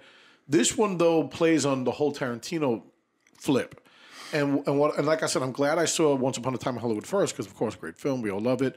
But then this movie came out, and again, it had that paranormal bent. It opens up, and Hilary Duff is Sharon Tate. But what I did like and what I found interesting was that, Abigail Folger and Roman Polanski's best friend that hung out with them, a lot of things came in with that. Like, the connection to Charles Manson came from them and why Charles Manson showed up there. And what I liked about this, and I know I read the reviews, and Sharon Tate's sister, who's a very strong supporter of her memory and her legacy. And I know even with Tarantino, she sat down with Tarantino, and I think that's what happened. Like Tarantino said, listen, this is my love story to what I wish would have happened, Sure. And I read about this interview afterward. And with this film, she hated, and she tried to get it out of theaters because of the fact that, okay, what it is Hilary Duff is Sharon Tate, and she's into the mystical and paranormal, which Sharon Tate was. And she says, I had a dream, and I believe that we can control our destinies, and there's many destinies out there. Hilary Duff reading these lines. Exactly. So in the film, what they did touch on, which I did like, and I know a lot of people laugh at, Charles Manson, as you all know, was a musician. He did have a connection with the Monkees and the Beach Boys in some sort of way. And in this film, what you get, the paranormal bent is that where the person who they rented the house from was a music producer. That's true. That's like a fact. So what happened was that you find out when she comes back from the film in Europe while Polanski's getting ready for his next film, she comes back, and Abigail Folger and her boyfriend, who's Polanski's best friend, had been renting out the house, to other people, having parties with hippies. And you find out that the music producer, Charles Manson, has been sending all his music to the producer, and the producer blew him off, which happened in real life, why he ended up there. But there's backward messages, and it's possessing her dreams, and so the movie does this. Damn. It starts out, sounds terrible. It is. It starts out with the murder. You do get she keeps dreaming. So when you see the murder, which is graphic, and I did want her to see it. So then all of a sudden after the murder, and you're like, Robin's almost crying. She wakes up, boom, and she's like, oh, it was just a dream. So then what happens? Why I talk about Tarantino? All of a sudden it ends up where they when it really happens at the end of the movie, they fight back. And they killed him off. Oh, and that's how this ends? Exactly. Oh, and I was like, oh, man, somebody leaked the script. Yeah. Because I was like, even though it came out in April, and I don't know if it came out in theaters for like a quick night or on demand, and it ended up on Amazon. But if you watch it, I was kind of like, oh, shit, they just stole Tarantino's thing. And at the end, they fight back and they win. There's no Brad Pitt. Horrible. Exactly. I'm glad that you went through the whole thing, because now I don't need to see it. Now you need to see it. But it's like funny because at the end, you see the coming, and they're bringing them into the... and you see them all like they run after they kill them. They run back to the house, and all of a sudden they see the ambulances and the bodies being dragged out, and they're just staring so they're like the ghost watching over them. And then she says the line again about, oh, alternate, our minds percept different realities. And I was like, oh, man. So, but that's why I have to bring it up, because it's like, oh, my God, somebody must have got a whiff of Tarantino's script and said, let's get this into theaters real quick and bite off of him and get this in. So that's all it is. And then piece of garbage. It was. Now I understand why the sister is trying to get rid of this movie. It's on Amazon Prime now, so I don't know how she's going to win that. But anyway, that leads into Annabelle Comes Home, which looks horrible, but has pretty decent reviews. I know you hate these things. Let me tell you something. Annabelle is Annabelle, and then what was it? Annabelle Creation. Conjuring, I think, was a fantastic film. I love The Conjuring. Yeah, and that's it for me though. That's the. I mean, Insidious and The Conjuring. That's fine. And James Wan's universe to me is still holding strong. I mean, I'm not. They're all well made though. Yeah, Annabelle Come Home again. Very good with the jump scares. Very good with the creep factor. Very good at introducing new characters. The good thing about this is, like, talk about his universe, that he has a deal with Universal. They're actually producing his whole universe with all these people, all the characters. But anyway, make it go real quick. When you go into their little locked door with all the things that they have there and they're holding in their little museum. That seemed like fun. It's in the trailer. It's like, and then you get to see those things come to life. Yeah, which is cool. That was fucking amazing. It was really creepy, but again, it ends with a happily ever after. Like, would you recommend this to somebody like me, or would you? Because I know because you fight this. It's like, I know how you are, and again, there's nothing wrong with Jeremy. I love Jeremy, and I grew up with these cheesy horror films. But Annabelle is the strongest. It's very well done. It's very well paced. Yeah. The music, the score. How that's how all these movies are. They're really well produced. Yeah, and I would recommend them. Of course, I recommend them all the time. But again, like, Creation was better than Annabelle, and then this one is better than Creation. I'm like, oh my God, this creep factor, the scariness, the music, the production. Yeah, I keep hearing good things about these. So I'm not. I think one day you would just sit down and do like a little marathon. Sure, and you would dig it. And I do recommend Annabelle Come Home. And like, there's a reason it's on this list, because I'm genuinely curious. Yeah, and I'm telling you, it's like, and it's cool. I like that like when they go to a different, it takes place in the 70s, and you get that feel, and it's really cool. It's like, the music, the house is like right out of the Brady home. I love it. The clothing, the acting. It's like, I recommend it. I mean, this one they have too many monsters, sure. But they do it real quick. So and they focus on a couple, some that they're coming out with their own series. But I do recommend it. It's very polished. It's very well done. The music is good. It's not jump scares for jump scare's sake. It's like, it's coming. And then when it doesn't come, you're like, fuck, what happened? Then, whoa, and then you get scared. That kind of thing. It's very well done. Like I said, Brain on Fire, I just watched it because Ron wanted to watch it. And it's based on a true story. Yeah, we could cut it. Don't worry about that. Sex Tuplets for Cutting. That's a stupid Damon Wayans movie. Lovelace, I'm going really into, because we talk about Paul Thomas Anderson real quick. I can talk about Paul Thomas Anderson. No, of course, all day. And one of my favorite films of all time is Boogie Nights, hands down. Of course. And it's like, at that time, people started producing movies based on porn actors whose life went bacarajo. And Lovelace was one of those major characters. Linda Lovelace, real quick, was a porno actress from 1970 to 1974. Actually, and this is why I didn't like the movie. 1976. For 6 years she made porno film. Then she ended up finding God, and then found the regular life. And she was this like fighter for sex workers and women who are forced into the sex industry. And so I found that all fascinating. It's almost like John Holmes, which that was in Wonderland. I keep forgetting the director, but that was another movie that came out after Boogie Nights. What I don't like is that the movie is full of shit. It's like, we know that Deep Throat, which is the movie that Linda Lovelace was in, is one of the most famous porno films of the 70s. And just a real quick background, because it's related to Paul Thomas Anderson. The porn industry was actually started out with good intentions. They wanted to make films, we're talking about like real films on big screen, where the regular hoity-toits can go see, and they see real sex happening, but there's stories and the visuals, and they got these directors who are young, upcoming directors. Which I think Boogie Nights captures really well. Exactly, and Boogie Nights is my masterpiece. And let me tell you something, I can go on that Burt Reynolds got screwed out of a fucking Academy Award. He's amazing. So Deep Throat was one of these movies, but what happens is that you had these horrible actors, and it's like, Linda Lovelace, she was in a bad relationship. The husband was very abusive, and he always owed money to somebody, and he owed money to gangsters. So like, he basically sold his wife into this film. We do know that that's true. But after this movie, all of a sudden she's like, oh, I can't make another movie again. I'm never going to do it. I was being forced. And then you're like, wait, but you made fucking 6 years more of porno films. Why is this movie saying you only made this one movie? Sure. And I kind of felt like that's why it was a flop, because it was so untrue. And I'm not saying anything bad about her. Yes, I mean, I do know that her husband forced her to make these movies. Yes. And what I liked was that when it begins, you see it from his point of view. And you don't even know that yet. You just see it. And I said to them, I said, wait a minute. So I said, I'm kind of confused because I know the true story. And you see where she loves doing what she does. She wants to be an actress. And then all of a sudden, he punches her in the face after a bad night. And then boom, the movie cuts back. And then you see it from her point of view. And I thought that was kind of interesting. But again, it's like, I couldn't get past the fact that they're saying, this is the only movie she ever made. When I Googled it, and she's like 6 years of film. So, but anyway, and then it's like after that, boom, it cuts, and it's 1980 something, and she's on the Merv Griffin show, and they show the real footage, not with her, but like with Merv Griffin, then cut to her on the show. And I was like, okay, but damn, you like just really cut out and made it so false. Like at least you should have made a movie like Boogie Nights, where it's based on John Holmes. Sure, and exactly. But it's a fictional character. Yeah, and the last act is this amazing ride, with the drug deal. Sure. And like I said, if you see Wonderland, and I don't know the director, and I should be doing my homework, but that movie was the real story. And Val Kilmer plays John Holmes. And it's a really good movie, and it's very gritty. And it's dark. It's also shot darkly. And when the murders happen at the end of the movie, and again, that's what really happened with John Holmes. He got involved with the murder. And, it's done very well. But again, I mean, I like Boogie Nights because Boogie Nights is kind of this like fairy tale version of it, but but it's good. It's well acted. It's well done. It's well shot. No, it's one of the best films of all time. Yeah, it is. And but it's like, so I that's why I saw Lovelace, because I wanted to see. I was like, oh, maybe they'll do like Wonderland. Maybe they'll do like Boogie Nights. And instead, it was just like this total fabrication. And I was like, oh, and it was only like an hour and a half. Most biopics should be like 2 or 3 hours. Yeah, absolutely.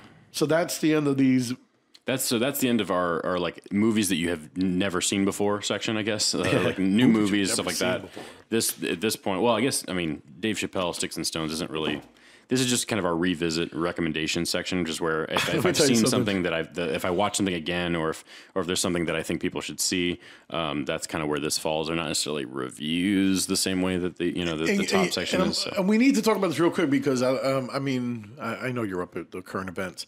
So many things have happened. Like people, I don't know if you just heard, they fired an actor from Saturday Night Live. Oh yeah, just hired because of the stuff he said in an act. And I'm kind of like, after reading that, because I saw these 2 specials last week, and that hit like in the middle of this week that's passed.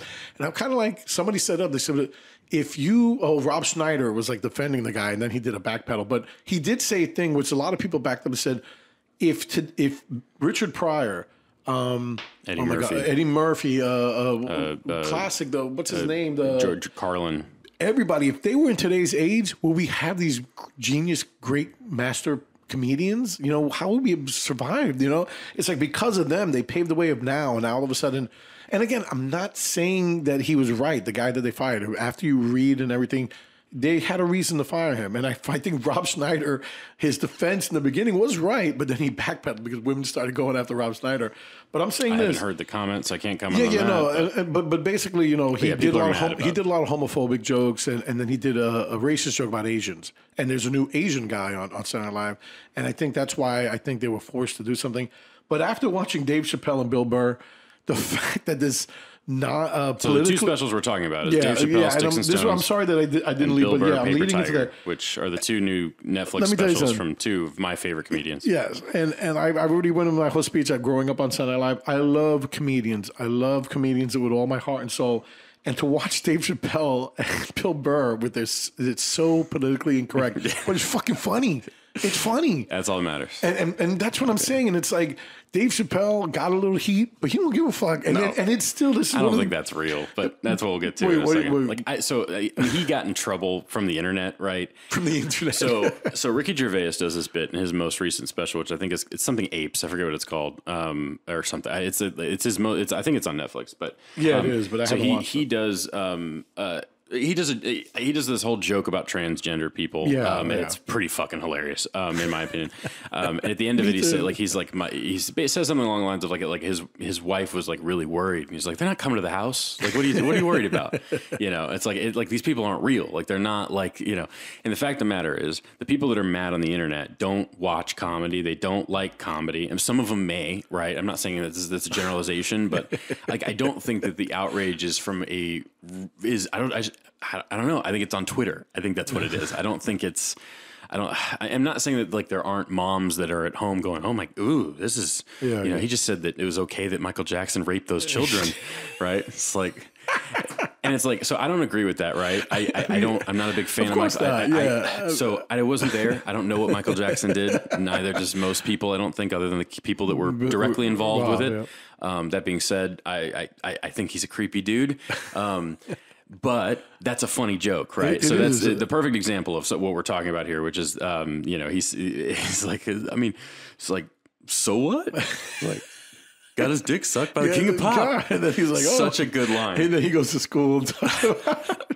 And you know what? It's a funny thought, regardless of what your stance is on that topic, right? And it's like, that's what a good comedian should do. Exactly. A comedian is mirroring what happens in real life, and he uses for us to laugh at, because sometimes it's fucking fucked up shit, but he made it so fucking funny. And it's like, even the transgender stuff, I laughed my ass off, and it was like, just can't stop writing jokes about it.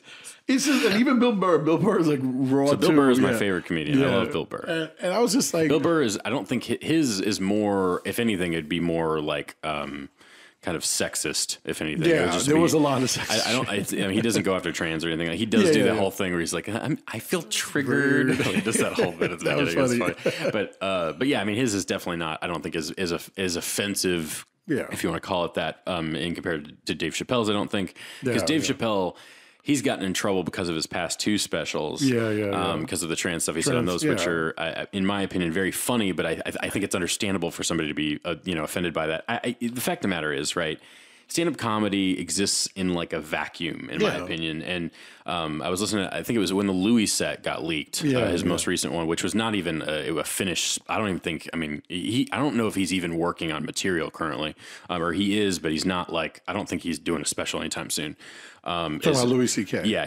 I listen to a podcast with Joe List. He tours with him a lot, and it sounds like he's still touring, but he's not. It doesn't sound like the plan is to do a special. Of course not. I mean, and so he has. I'm sure he has new material though. He's a guy that writes a lot. Obviously, he up until everything that happened, Louis was doing a special every year, right? But so the fact of the matter is, I don't even know where I was going with this. Fuck. Well, I will say this. Have you ever watched Horace and Pete? Yeah. Oh, it's fucking amazing. It's a great show. It shows how great Louis C.K. can be. And it's like, after watching that, I was like, why do you even do comedy, bro? I said, you can write these like surreal masterpieces, drama. He had the great actors in that thing.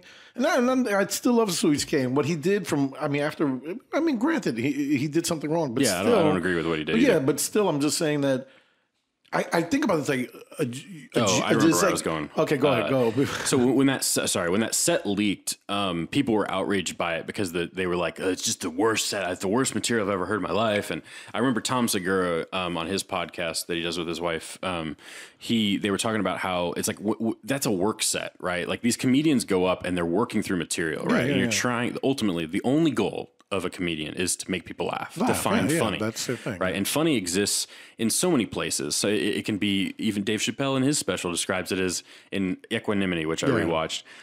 He opens it with, I'm not saying these things to be mean. I'm saying them because they're funny. And sometimes, the meanest thing is what's funny. And it's like, and if that's offensive to somebody, that's perfectly fair, because everybody can be hurt by whatever they want to feel hurt by, and he even says, it's always funny until it happens to you. And it's like I get that, right? But comedy just exists in this. It's a different world. Like Tom Segura was talking about what the Louis C.K. said. He's like, it's like, imagine if you read my set list like in the morning newspaper the next day, right? It just doesn't. It's not. You weren't there. It's not how it works. Like comedy exists. like in a comedy in the Comedy Cellar in New York, or just in a basement. It exists in like this alternate reality almost. And I feel like people that haven't seen live comedy don't understand that, because it's an experience. It's not, and it's trial and error, and it's these guys are working through material, and sometimes that means saying the most offensive thing to find out where that line is, right? Yeah. So you can because you can tiptoe it and find funny, right? Yeah. And so a comedian might have a joke, like Louis does the joke about how kids aren't interesting, right? Which is in his infamous leaked special. It's not special. I don't know what it is. I don't know if he's going to throw away all the material at this point, because I mean, who knows? And I was going with that. Yeah, like so that's the premise for the joke, though, right? Is that kids aren't interesting, right? He uses a Sandy Hook, I think, as an example for like why do we want to? I don't care if your school got shot up, right? That's the bit, right? Yeah. Whether or not that's the best version for that premise, he's working through that, right? Yeah. And it's like, until he has a special released, the material is not finished, and people don't understand that, right? You can criticize like Dave Chappelle's special because it's a finished special, but all I'm getting at though is that like I just feel like this outrage over this kind of stuff isn't actually from people that love comedy. And I think there's a growing audience for that in general, right? Comedy's doing better than it's ever done before. Yeah. There's more specials being produced. Oh yeah. Television, podcasts. Can't even keep up with them on Netflix. Oh yeah. There's Joe Coy's got a new special. Yeah. There's three, Nate Bargatze, Bill Burr, Dave Chappelle, all these people, Rogan, et cetera. And it's like, is it real? Is it? I don't know. I think it's like people are gonna get tired of like people getting mad at comedians, because it's just well, and that's good. Then we can move on. And we'll move on. So that's kind of how I feel. My thought that I was going to finish was like, I feel bad for Louis C.K. because he's such a genius, and it's like he has to bottle it up. And these sets that he's doing, let me ask that question. So these sets are just like stuff that he's working on to make a comeback, or just stuff that he's doing? He's touring to make money, because he makes that's how they make money. And he's touring. So I'm lucky. Is he getting people to come to the show? Oh yeah. Okay, good. He's flying first class to Europe and stuff. Joe List to Europe, so I might give away a lot of that. But yeah. But still, he's touring. He's in the U.S. too. But now that you said that, I just said it's like Charlie Chaplin, the geniuses, and Roman Polanski, the geniuses quelts, but they're going to foreign countries to continue. Right. That's fine, because Roman Polanski's a little different.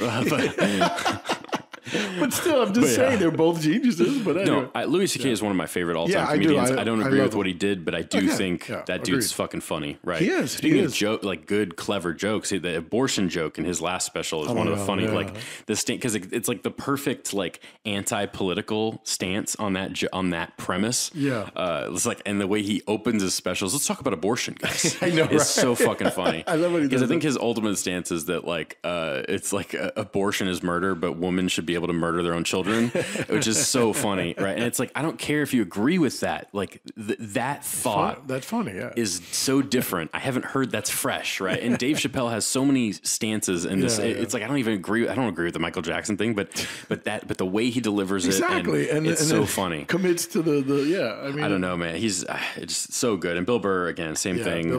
These are just two great specials. I will say the Chappelle special isn't my favorite of his most recent ones. I think just in terms of funny, like I think I watched Equanimity is so fucking good. Yeah. And then the one that was paired with that is probably there's the Bill Cosby one. He rapes but he saves. That's a fantastic special. And then the other major, because he has like 4 specials, but there's always like a B special, like a B side almost. Yeah, B side. I like that. And the A sides have just been like so polished and amazing. Yeah. But anyway, if you like Dave Chappelle, if you like comedy, you got it. These are must watches. For anybody that's that enjoys that kind of thing. It's so.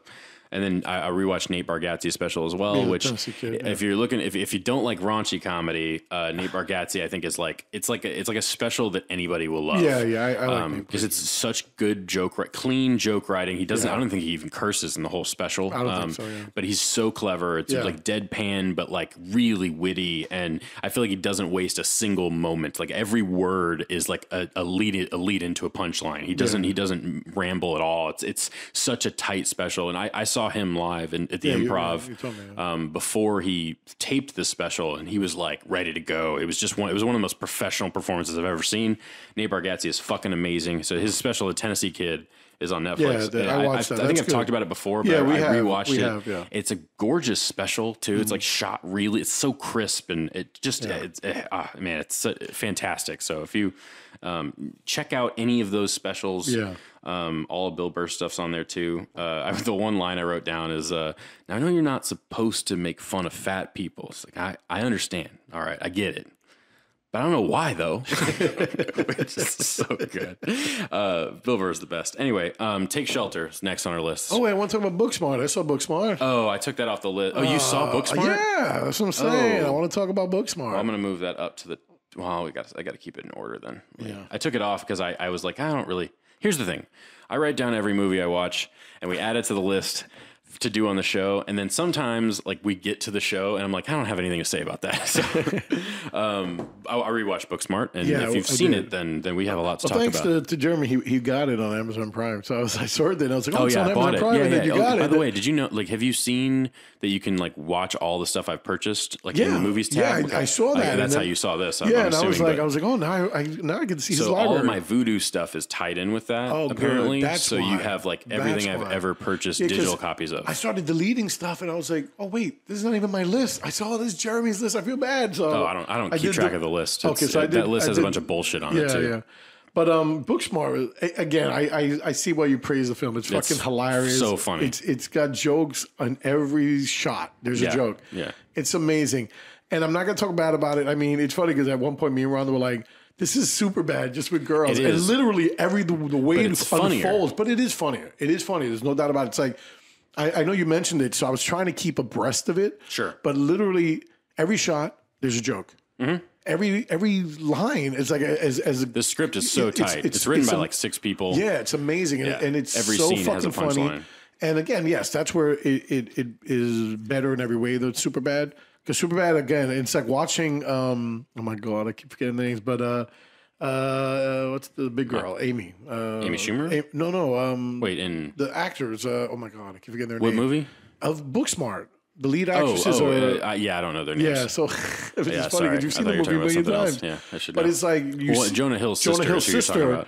And it's like you see Jonah Hill in this movie, and then and I was like the other girl, and she's amazing. She's like she reminds you of Michael Cera. She's skinny. Yeah, but it's smarter, and it's funny that it's called Booksmart. And Olivia Wilde, oh my god! Yeah, I know. Olivia Wilde, debut feature, knocks it out the fucking park. Yeah, this is one of the funniest movies of the decade. I mean, it's definitely, and it's like, but like you said, it's like even the minor characters have, the minor characters have jokes, and some of them go over your head. Like I caught a couple, and I'm like, damn, I need to rewatch it because it's going fast. Well, I love the theater kids are so goddamn. That's what I'm talking about. So goddamn. That's what I'm talking about. Yeah. You're at a 10. I need you to 2. He says a line too at one point that I catch it. I'm like, oh my god, has he been funny all this time? I also have a fear of big cats. I love that. When he says something along those lines, no one's getting. There's like I don't know, right? Like the whole back and forth between him and the 2 characters is so funny. And he will be starring pending auditions. Or when he does karaoke at the end. Yeah, that was amazing. He does a lot. It's perfect. Bass. Oh, you all. So he steals the show in my opinion. But so does the kid who the lead ends up with. The one with the the freckle kid, from Santa Clarita Diet, Jamie or whatever his name is, Jared, who he is good too. It's fucking lit. All aboard the SS lit as fuck. He's so uncomfortable but adorable. I love that he like at his graduation he like is wearing a backward hat, and the graduation I on top. Smack it off his head, but that was cute. Yeah, he's just. It's like I want to do what I really love, which is fly airplanes and make musicals. And then his friend Jeannie or Gigi is so fucking Billy funny. Lord's amazing in this movie. How are you not wet? How are you not wet? It's just I also love that it plays with the trope of like them being at every location that they go to on a night. Like it's she so pops fun. up. Boom, she pops up. Why do you keep doing that? That was it's like you guys can't tell anyone, even each other. Okay. I was like, okay. It's just, I mean, like, there's so many lines. It's a goddamn masterpiece. I feel like Booksmart. The best thing about it, though, right, is, and I said this in my review earlier, and I stand by it. I think it's the best feature of this movie is that I feel like every character gets their moment, and including like Theo, the guy with the long hair, and I know all their names. Like these are all just supporting, and I don't have any notes on this movie. Except for the main character's name. Yeah, I don't know the name. But yeah, they're so memorable. Like the jock who ends up being kind of a nice guy. Yeah. I love that there's no villain in this movie. Like there's no bad guy. Right. That's right. Like the kids are mean, but they're not like. But they all get redeemed. Like even AAA. AAA, because that's why I kept saying, "Oh, watch AAA be the asshole at the end of the film." Exactly. No, but then she ended up being really cool, and she goes, "Please don't call me AAA next year." And I thought that was really nice. I was like, "Oh my god!" And he's like, "Wait, where the fuck do you live?" And that was the joke to the end of that scene. Yeah. All these characters are so memorable, and I love that the message of the film is that all these people have value. I love that. But without being like ham-fisted. And, I love that she doesn't give. I just love the speech is kind of short and sweet, and it's just a delightful movie, and it really works. I just think it's fantastic. The more I watch it, the more I love it. So yes, it was good. I definitely want to see it again. It was really good. There's no way it's not on my list this year for sure. It's probably second right now, maybe third, somewhere in that range. I think it's up there. But Midsommar is definitely still my favorite. But we'll see. My list is always evolving. So we got 3 months to go, bro. You got this. But yeah, Booksmart it will be on there. But yeah, I'm glad you liked it though. Yeah, no, of course you knew I would like that, bro. But so you want to talk about Take Shelter again? Yes. So have you seen Take Shelter? Yeah, I have. You talk about it a lot, bro. So good. Do I? He loves this movie. Do I talk about it a lot? I probably do. So Michael Shannon is just.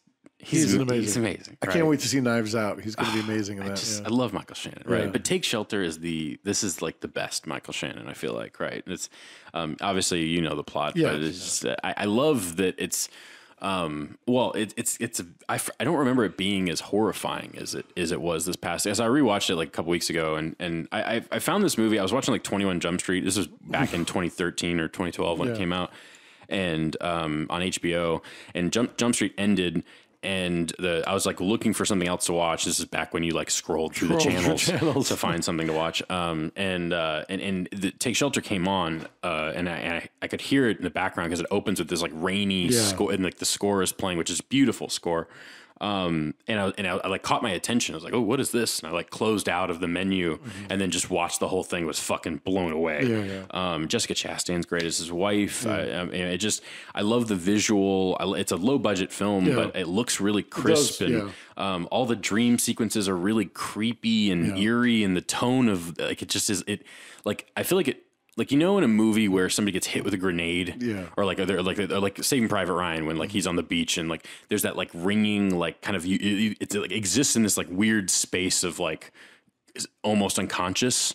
I feel like the dream sequences of this movie are like that. Like I feel like they're like they exist in this weird kind of realm, almost like a David Lynch realm. Lynchian, you know how like Lynch is like it's like this nightmare realm. I love those sequences. Like when there's all these people outside, like pounding on the doors to their truck, trying to get his daughter, and they take her away. And it's just the panic of like this impending feeling. Like he has this feeling that there's like something coming and he doesn't know how to deal with that, and it's continuing to like just take over his life. And I just think that's a really interesting concept for a psychological thriller. But it's also just I don't know. There's that terrific scene where he like stumbles into the kitchen. And the camera moves into the kitchen. You see Jessica Chastain like kind of thumbing a knife in the kitchen, and then the camera pans into the living room, so it like leaves her out of frame, and it gives me chills thinking about it. It's so terrifying, and it's such a good piece of filmmaking because you're like, oh, where'd she go? Like, and I don't even think it comes out with a jump scare or anything. It's just like this weird, but it leaves this lasting like impact on him because she grabs his hand, he kind of flinches away. I just love the way that. It's just really good psychological horror at its best. And I don't know, like I love there's a line at the end of the film where it's just like, if I open the door, then nothing will change. Like this is what it means this is what it means to stay with us. And I think that's a great line. And then the ending happens, which is which I dug. I love the ending of this film, right? And I know if you haven't seen it, there's a major spoiler, and I think it's such a great surprise. but we find out that everything is real. Everything. And I love the look that Jessica Chastain gives him. Just I think it ends with her going, okay, which is just it's a perfect ending. And I think, and that's like the moment that solidifies this as one of my favorite films of like this century. It's on my list. I have so many lists, but it's definitely on it. I like lists. God, man, we like lists. We do like lists. Yeah. I get made fun of that. Me too. Often. I got made fun of that literally last together. night. We're perfect together with our lists. Oh, I go on a list. But yeah, this is just it's the kind of film I would love to make. It's a low budget independent feature with great performances, and because you turned me on to it, and I was like, let me see this, and then he went on to do Mud and Midnight Special. He did everything, and Loving, but the film is tight, and I love that ending because it's like it's the perfect ending to the film. It's a Spielberg ending almost. Yeah, I like that you said Spielbergian because I agree with that, and I did like that. It's like it's all real, and now let's deal with it. And it's like all right, and then boom. It's just a great. Well, I love that. Like all you need is okay. That's all you need. That's all you need. It's just so good. It's a great last line. Yeah, that's a great piece of direction and writing. I just think it's Jeff Nichols is fucking awesome. I hope he makes movies forever. Yeah. So that's Take Shelter. What else is on here? Frances Ha. Okay, so Frances Ha, another one of my favorite movies of the century. I've seen this movie. I watch this movie like once a month. So. You know John, one of my best friends. Baby boy, John. So the reason that I love Frances Ha is because the relationship between Sophie and Greta Gerwig's character, it totally reminds me of the relationship I had with John, which is we just had this like we would go to Walmart at midnight to sniff shampoo scents, just like we had that kind of relationship, and that's what Frances Ha is just driven by this friendship, and I love that about this movie. And obviously it's also a film about a girl who's kind of trying to get her shit together. She's like 27 and she's like, you look older though, but like you don't have your shit together, and people keep reminding her that she's old. And she's just like still kind of navigating what it means to kind of be on your own and be an adult. And but she's also her friend Sophie is like getting into a relationship with this guy named Patch, and that seems like that it's kind of happening in the background. Oh shit! Then there goes the parallel. and well, it's just kind of that's part of growing up, though. And that's just a relationship with John. But like, I was gonna say Patch is Kara. Right? Screw you, Kara. You took him away from me. No, I'll be competing with Kara for John's love forever. But I think she's winning the race a little bit. But but no. I mean, this is how it is, though. The life just kind of happens, and I think this movie captures that perfectly, but it's also like really fun and like lighthearted, and I love like the music choices. Noah Baumbach does. I don't know. So this is co-directed by Greta Gerwig and Noah Baumbach. And it just I just love the use of music. It's like a lot of like folk and like just it's got a terrific soundtrack. It's a little bit of David Bowie in there. It's her like running down the streets of New York, like spinning around in her leather jacket, like and then falling on the ground on her face. And Adam Driver is really great in it. It reminds me of like Girls, but it's not as cynical. And it cares. I feel like it's like more caring and loving towards its protagonist. But this is just it's a delightful film, and I just adore, and I love the way it ends. I don't know. There's that great monologue that she gives in the middle of the movie where she talks about like, that person that you've always like, I've always longed to like look across the room and just make a glance at a person and connect eyes. And you know that that's the person for you. I love that line. And I love the way that pays off at the end of the film. And I love the title, like, and why the title is what it is. You've seen this, right? Yeah. Okay. Saw it once though. You need to see it again. It's I know. I still have it in my queue. That means I want to see it again. It's a very quiet little movie. Yeah, exactly. The more I watch it, it just like it just I don't know. I just relate to it. It's great. It scared me. Is there a ghost in the corner? He looked like that for a second. I enjoyed Frances Ha, and like you said, very nice movie, and you talked this up, and let me see it. But it's funny that you say that. Too much though, but that was my favorite film. All your favorite movies you hype too much, but yeah. And then interesting that you have The Jerk on here. So I watched The Jerk again. So I went on. I love The Jerk. I don't know why I put this on. I think it was just in a silly mood. We watched Raising Arizona, great film, and The Jerk, and man, like The Jerk is so good. I forgot how I saw this movie I've only seen it once, so this was the second time I saw it, and what I love so much about it. So I don't remember it being as surreal as it is. Yeah. Like it's very much like he's doing like these ridiculous bits that are like just completely outlandish. Yeah, like the guy shooting the cans he really hates these cans. But then there's this.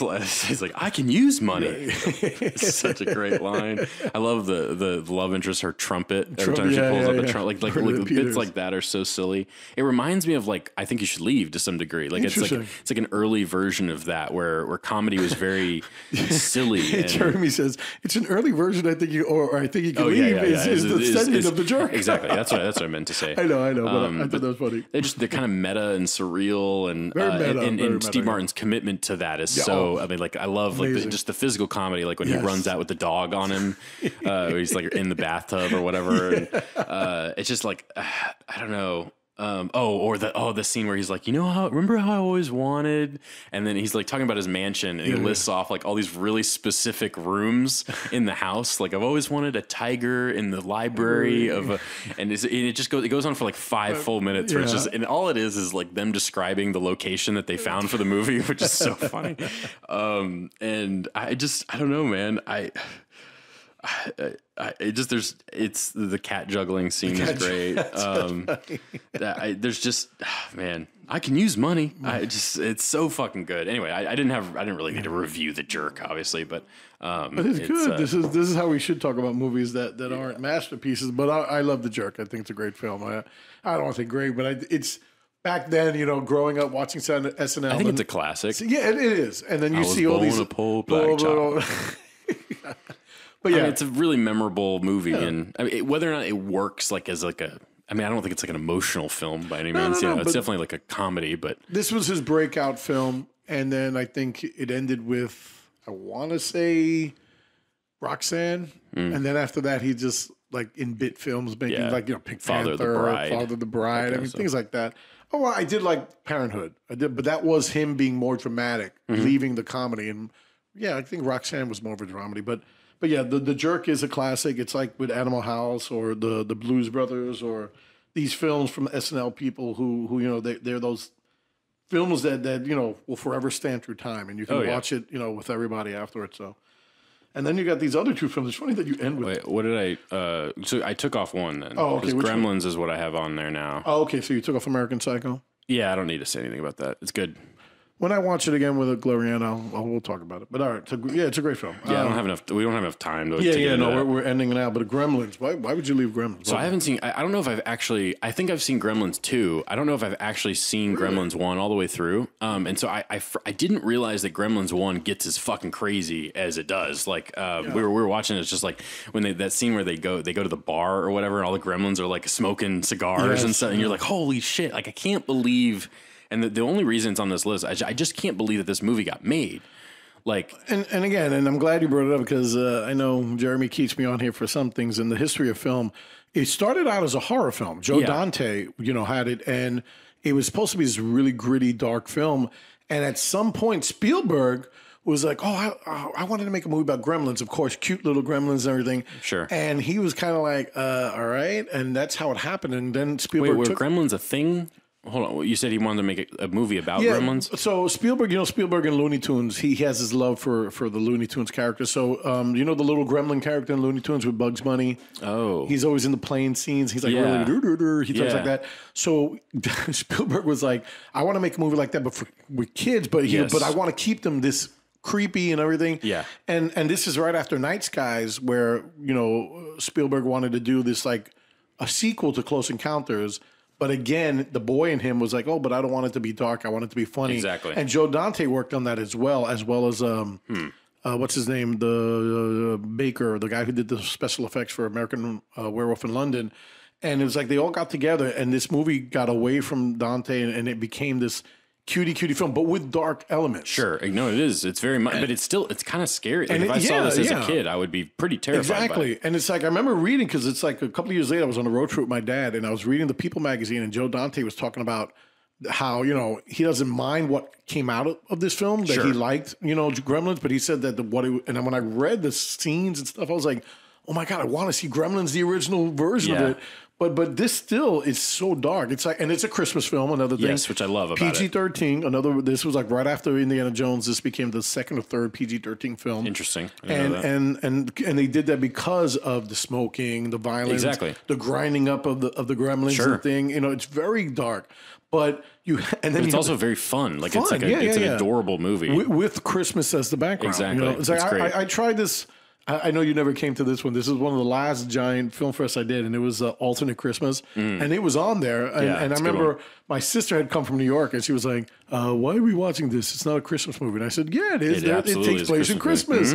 And I played Die Hard, and they're like, "Why are we watching Die Hard? It's not a Christmas movie." Set in the holidays. And nowadays, like the hipsters have taken Die Hard and made it their Christmas film. And I mean, you know, so and Gremlins too. It's there. People mention it, but yeah. So I love Gremlins. I love that there was something else, you know, that could have been, but even so, the final product is also, like you said, it's a fun, dark ride for teenagers. I don't want to say for kids, because if kids see Gremlins, they might get freaked out. But I also think that that's like who this is for. I feel like it's like a horror film for children. For kids, interesting. But it's still fun for adults. It's not like it doesn't feel like a, I don't know, just because the Looney Tunes aspect is like, and it's very cartoony. If you see Gremlins 2, I didn't know Looney Tunes was inspiration. That makes that's what I'm saying. sense. Because have you seen? You said you love Gremlins 2, and Gremlins 2 back in that age, like from 1980, right before Roger Rabbit or right after Roger Rabbit, they had Looney Tune cartoons open up like they used to do in the old days. Gotcha. And that's why, and the way the Gremlins act, part 2 is more Looney Tunes inspired than part 1, but you see a lot of the Looney Tune aspects. Because Joe Dante, didn't he have like a contract to do the second one? And he didn't want to, and then he just fucking threw it like a boxer in the fourth round. Like, I like that. He just went fucking batshit with it, because Gremlins 2: The New Batch is an insane movie. It is an insane movie, and I love Gremlins 2: The New Batch. Not more than Gremlins, but I know that these are like cult hits. But were they financially successful back in the day? So Gremlins it was a surprise hit. It came out like, even though it was a Spielberg, it's like people just said, "Oh, well, this is a kid movie. Let's do it like in the tail end of the summer." And it became a big hit for them, and that's why they did Gremlins 2. But Gremlins 2, The New Batch, was a summer blockbuster. They released it in the summer, and it was like, I remember I saw it. It was like right after Die Hard, and I went to see it. But it wasn't a big hit. It was a flop. That became the hipster cult classic afterward. Yeah. And there's a lot of things I love in Gremlins 2. I like, and this is what I always say. It's like with Aliens, and I always say what I liked about Alien is that Alien said, "Here's some more xenomorphs." Yeah. And then you have Alien 3, and then here's some more xenomorphs. Sure. And if you go into the expanded universe of Aliens, you know that, and the whole point of the first film, but they touch on the second, the government created them to be soldiers. Mm-hmm. And the best thing about the xenomorph is that, like Predator, it takes the form of its environment. Mm. So that's why you had dog aliens, and then you had panther, and then you have all these hybrids. And I know that everybody hated that about Alien 3, David Fincher's, I think, a very good film. But it was just that no one understood that's what it was. So that's why you see these animals, because they take the form of their environment. And I think that's what with Gremlins 2, you get. I was just waiting to see how you tied this back in. And again, because with Gremlins 2, you get all these different type of gremlins. Yeah.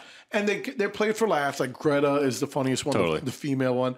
But I mean, again, there's some dark ones. The bat at the end with the wings, and that scene where it rips out of its back. Mm-hmm. That's fucking amazing. Yeah. It's like really creepy and scary. But again, you're watching this kid movie that the Looney Tunes opened it. They're watching a Looney Tunes movie in the theater. And it's just like, but that's what I loved about Joe Dante, and I loved about Gremlins. And Spielberg really didn't have much to do with the sequel, though his name is on it. But it's good because you see how they try to get darker with the second one, you know? But was this like a movie though that like everybody saw, or was it? Again, you said it was a hit, but would my mom? Has my mom seen Gremlins? You know, has your mom seen? I don't know, or Gremlins? like you know what I mean? I don't think so. I just mean like okay, gotcha. Because so it's not because like I said, at that time, that's when it's not like a Back to the Future style. Like not at all. But they but try to get the kids to go see this movie, and I mean maybe kids, because I saw it at a second run theater with my friends, and we saw it, and we were just making out and fucking around. We really didn't pay attention to it. Yeah. And then I saw it on cable, and I said, "Oh my god, I should have paid attention to the movie." But it's like it wasn't a big hit part. Yeah, it's more of a cult classic. It's like now people love it. Real and like, classic. Yeah, because like I know my boy Delano Dunn. He likes like Ghostbusters 2. He likes those sequel ones, and I'm not. You know, I used to make fun of him, but I mean, my favorite Back to the Future is Back to the Future Part 2, hands down the greatest film. But I mean, that's what this was. And now we all herald it. Like, I mean, you liked it a lot. I love Gremlins 2. Oh, yeah. Not better than Gremlins 1, but still a good sequel. A nice... And again, I don't know if you heard, they were like talking about Gremlins 3 a couple of years back. And I was like, oh, but they didn't go there. But there is it's funny that they say, because there's a Funko, and I'm just throwing my fascination and obsession with Funko Pops. They actually released a Gremlins pop that's Gizmo looking like the bad Gremlins. And someone said, "Oh, Gizmo's so goddamn cute." I love Gizmo. Yeah, oh that was the big thing. He was the new ET. It's like ET. Like after ET came out, then Gizmo was the new ET at the time. He's so much cuter. I had like a Gizmo stuffed animal, that kind of shit. But I love Gremlins. I'm glad you like Gremlins, and I'm glad. But you've seen Gremlins too, right? Yeah, it's been a long time. I need to revisit it because Red Letter Media just did a review of it. I need to go watch it. Yeah, since you saw Gremlins, I think you should watch Gremlins 2 and tell me what you think about it. But I'll do it. Yeah, there's a very what do you call it? Nosferatu. What's the F.W. Murnau? And that's the scene with the bat one. And I love that, they went there. They were like, oh, let's do, F.W. Murnau's Nosferatu with this scene. And it works. It's like, you just see the shadow and it's like ripping out of its back. And it's so fucking creepy and scary. And then it cuts into silliness. And then that's the kind of thing it is. I know. It's great. Yeah, so. I'm glad that you had a lot to say about it because I didn't, but I learned a lot. Thank you. That's my job, guys. I'm the historian on the show while Jeremy goes straight to the meat. He goes right to the meat and the potatoes. But yeah. That's it. That's episode 34, bro. Man. 2 hours almost. 2 hours, yeah. But when do we not do 2 hours? No, but this is like we're at 1:58 right now. So we always do 2 hours. Yeah, man. Usually we do about 2. Right? You guys love that it's long. I know sometimes you go get food in the middle, or you start watching the movies we say.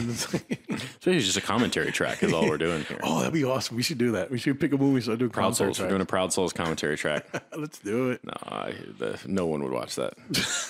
And I'm Facebook friends with the directors now. I don't want them to feel bad. Fucking guy. No. Larry Stanley and Andy Bowles. Shout out. Oh, look at that. I didn't know you were Facebook friends with them. I just want to keep a close eye on future projects. I'm going to troll their pages. No, I don't want to troll them because they seem like nice guys. No. But their movie's really bad. But that's what it. Yeah. That's what it is. Go see Proud Souls, guys. I don't know if you guys remember me talking about Proud Souls, but it's the greatest film of all time. It's one of his favorite films. Yeah, it's definitely my top 100 all-time movies for sure. Maybe even my top 5. Anyway. All right, guys. That's Indecisive Cinema. Yeah, episode 34. We'll see you. So we're going to get back next week? Because next week we're actually meeting. My kids are like sneaking out of their rooms. I'm giving them a look, and my daughter's scared the shit out of me with her store shirt. That's why I jumped before. But next week I have no kids, so I don't know. We'll see. I know I'm definitely going to go see Ad Astra. Oh, yeah, what do you? Hoyt Van Hoytema shot it. I didn't know that. Now I'm really excited for it. The trailer looks really good, and reviews have been really, really strong. Yeah, the reviews. I'll be honest, not yet for me. But I guess your review might tide me over. But I'm not really digging it at all. I'm like trying to, but I'm not. Well, it was more one of those things. I was like, that could be interesting. Yeah, and then reviews were really good. And the reviews. That's what I said. I was like, really? I mean, Brad Pitt. I mean, you can't miss an opportunity to go see apparently a good Brad Pitt movie. So I will see that. But we'll see. It just depends on because I like to fill a show. I'd rather have too many movies to talk about than too few. Agreed. So we'll see where by the end of the week because I've got a pretty tight week lined up. So we'll see. All right. Well, you guys, we'll see you on the next one. My name is Carlos Hernandez. I'm Jeremy Knight. And you guys take care. Bye.